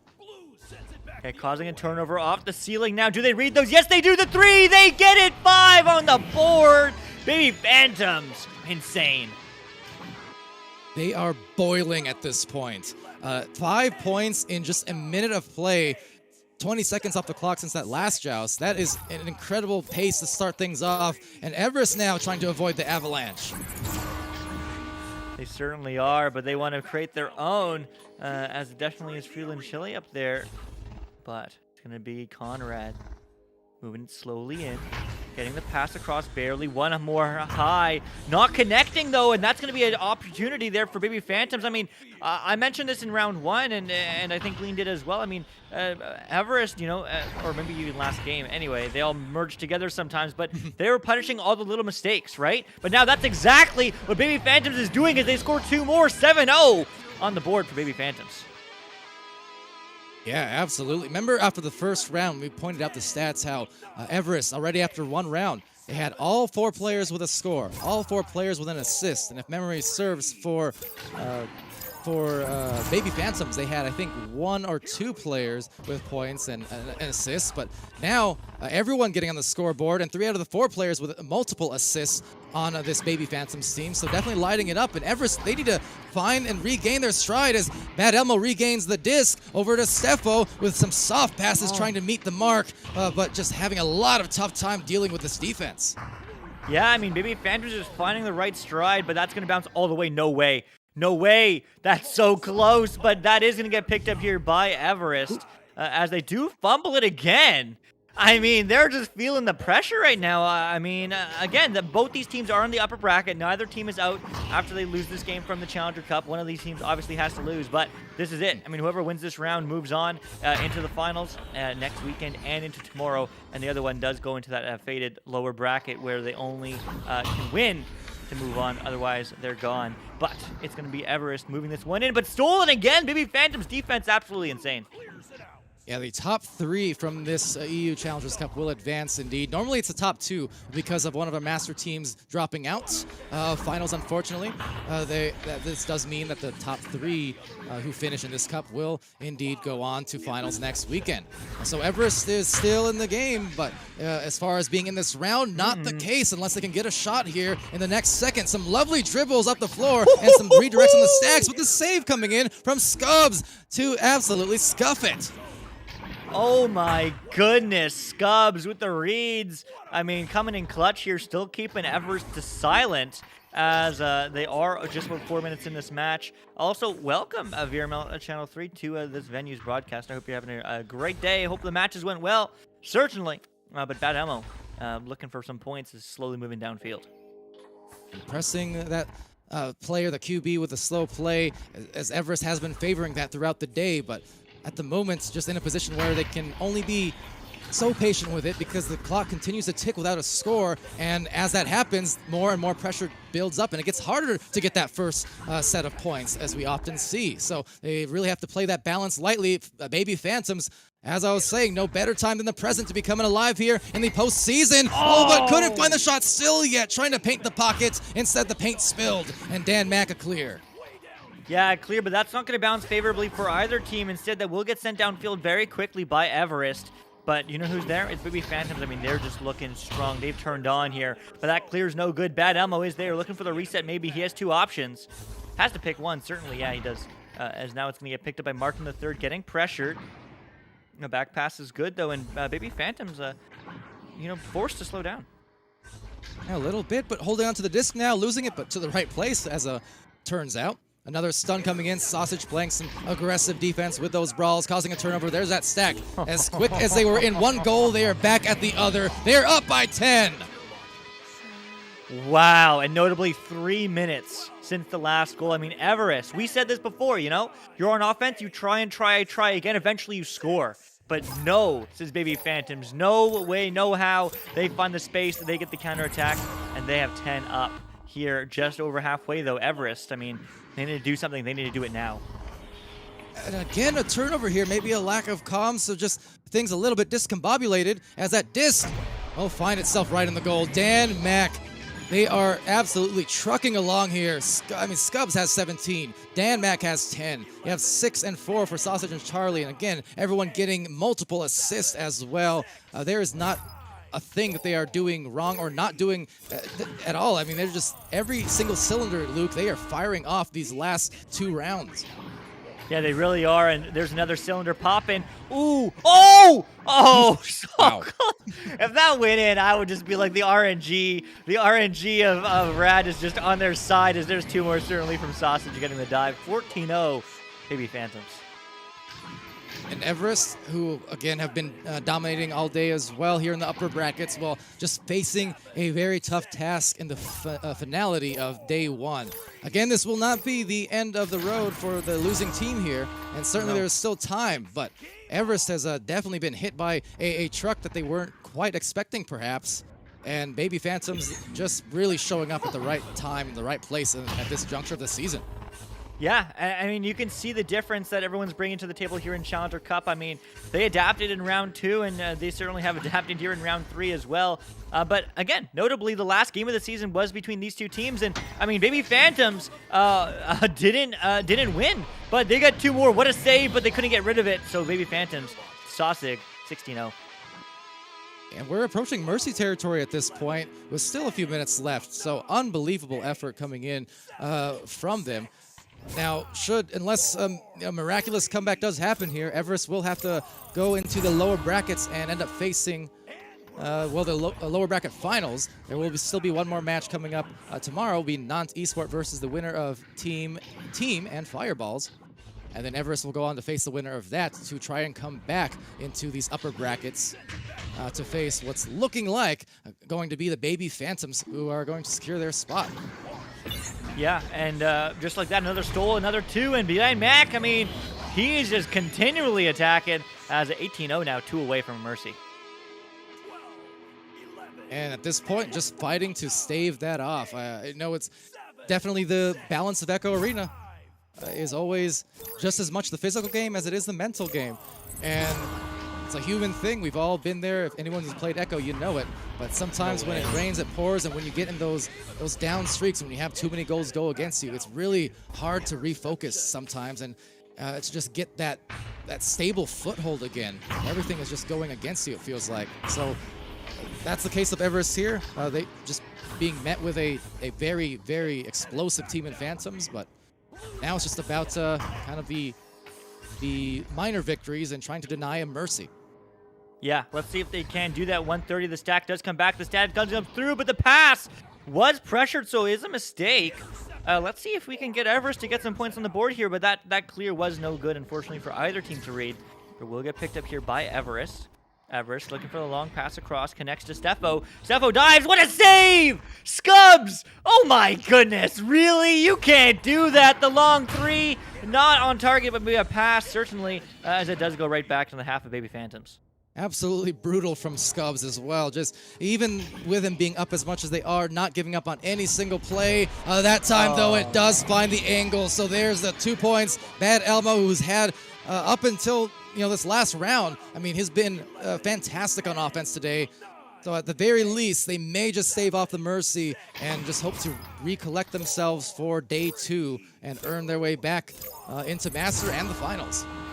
Yeah, definitely a big congratulations to Baby Phantoms, for clinching that Master Tier spot. Again, we'll still see them tomorrow. We'll see where they end up here in the Challenger Cup. But Everest is far from out of it, as they do have many more games to go, as it is going to get sent downfield, but picked up here by Sausig.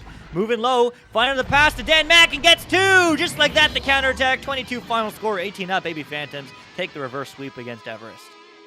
We'll take it over to Glean one more time on the sidelines as we do wind down day 1 of the European Challenger Cups. Glean, what you got? What an impressive game here from the side of the Baby Phantoms. Absolutely dominant. And I would like to point out, this is the end of day 1. They've already played 2 rounds before, and they played a 3-rounder before this where one of them went to overtime. They were not only stressed, but you can imagine they were most likely tired, and yet they played their most dominant performance at the end of the day. Absolutely incredible stuff. The adrenaline must be pumping, and they were in the zone where they just felt everything. They knew where everything was going, and it basically became one with the game. A lot of Echo players will know that feeling where nothing can go wrong, and you just feel absolutely in control. And that's one of the things that we love about this game so much, is that when you're that immersed in the game and when you're that much into the game, it feels like you are 100% there and that you are the player. Just absolutely great work by them. And I do wonder, coming down the stretch here, if maybe some of that exhaustion had come into the side of Everest, as this was the end of the day, and you could tell maybe the comms were maybe just not a little bit on. or there were just a couple of missed passes. And at the end of the day, it came down to execution, and the team that was blazingly hot here at the end takes it all. So that is it for day one. But like you guys said, Everest coming back here in day two, we'll have to see what they can bring. Thank you, Glean. And you kind of hit the nail on the head there, right? You can kind of see in the body language, right? That's one of the nice things about VR and what separates this. That's why we say Echo Arena, it's not just an esport, it's the sport. It's a sport. Well, either or. It's not just about button presses and here. It's about what you're doing with your body. It's about how you're moving on the floor. It's about how you're positioning yourself. You can see the physicality. You can see teams celebrate when they make goals. You can see teams hanging their heads when they're getting in slumps at times. I mean, that's the nature of these games and these sports. And yeah, Everest just not having it really, calm and collected as they were in the earlier matches, weren't able to stop all that momentum that Phantoms were just building and building and building. And it turned over into a big tower that they had built to come ahead in the third round by almost a mercy, as you saw there. But as you said, too, it's and as Luke and I were saying, it's a battle. It's a long battle over the course of many hours. That's true for Challengers Cup. That's true for finals. It is not about a single battle. It's a war of attrition, as I like to call it, because you have to go head-to-head with the best of the best over and over and over to prove that you are indeed the best. And that's the beauty of these end-of-season tournaments. It really puts everything on the line, and the players put their entire bodies and their energy all on the line. So fantastic stuff there. Luke, any thoughts on your end on this or on the stats or just the outlook as we close off? Yeah, I mean, I just have to say, what a phenomenal game of Echo Arena that we saw here today. I mean, that is it for all the EU games here in Challenger Cup Day 1. There is one more going on Channel 2, Fireballs against Team, and currently they actually just finished. So I think Team did win that in 2, so Team will move on as well. But no, the last thing I really have to say is just shout out to the whole community. The viewers on Twitch and venues, Facebook Live, YouTube Gaming. It really wouldn't be the same without you. Also, if you do want to see how far we've come as a community, as a game, throughout this week on Twitch, Echo Arena _VRML on Tuesday, Wednesday, and Thursday, we will be highlighting the finals replays of Season 0, 1, 2, and 3. So make sure you do check that out. That'll be 7 p.m. EU time, British time that is, 6 p.m. Pacific time, 9 p.m. Eastern for NA, and on Thursday, it would be 5 p.m. Australian Eastern Daylight Savings Time, otherwise known as 2 a.m. Eastern Time or 7 a.m. British Time. Anyway, whatever. Also, finals are next week, which is the whole point of highlighting all those things, which is October 23rd and 24th. Same time, same place, all 3 channels, venues, VR Master League, as well as Echo Arena _VRML 2 and VRML 3. And hey, any clips you want to watch this back, you're watching it right now, clip it and ship it. We do have VRML Clips channel there in the Discord for Echo Arena, so make sure you do check it out. We'd love to have it. Huge shout out to all the mods, huge shout out to the whole team behind us, because we get to be here, we get to look pretty and talk and look about some Echo Arena, but really it's the team behind us, the board of governors, the board, the mods, and the community really supporting all this. So I appreciate all of you. Also, Ignite. Never forget about Ignite. Spark, ignitevr.gg /Spark for all our stream statistics. But that just thank you all of you seriously for hanging out with us and supporting VRML. All right, thank you, and agreed wholeheartedly on all of the above. So, as Luke said, we have a lot more to come still yet. Same time for EU, same time tomorrow as well. North America matches will be starting in about 2.5 hours from now. Again, same place, so wherever you're tuning in from, come back again in a couple hours. And that'll be at 3 Pacific, but again, 2.5 hours or so. And we'll be back online with North American streams. So with that, I want to thank everyone again for casting here today across our channels, for tuning in as well. For all you viewers, you've been awesome. Thank you to Luke, co-casting with me here, as well as Glean on the sidelines. We have Newton Dad over on the cams. Over on Channel 2, we had Sir Dimwee, Locky, Menacing Meji, and Wonder T-Man. And over on Channel 3, we had Doc Education, Dime, JG, and Aiden doing some casts across our channels. So busy times, but we are rising to that occasion as much as we can to meet these fantastic teams at their peak of the season. So with that, everyone at home, be happy, be healthy, be safe, and be great to each other. And we're going to see you again real soon.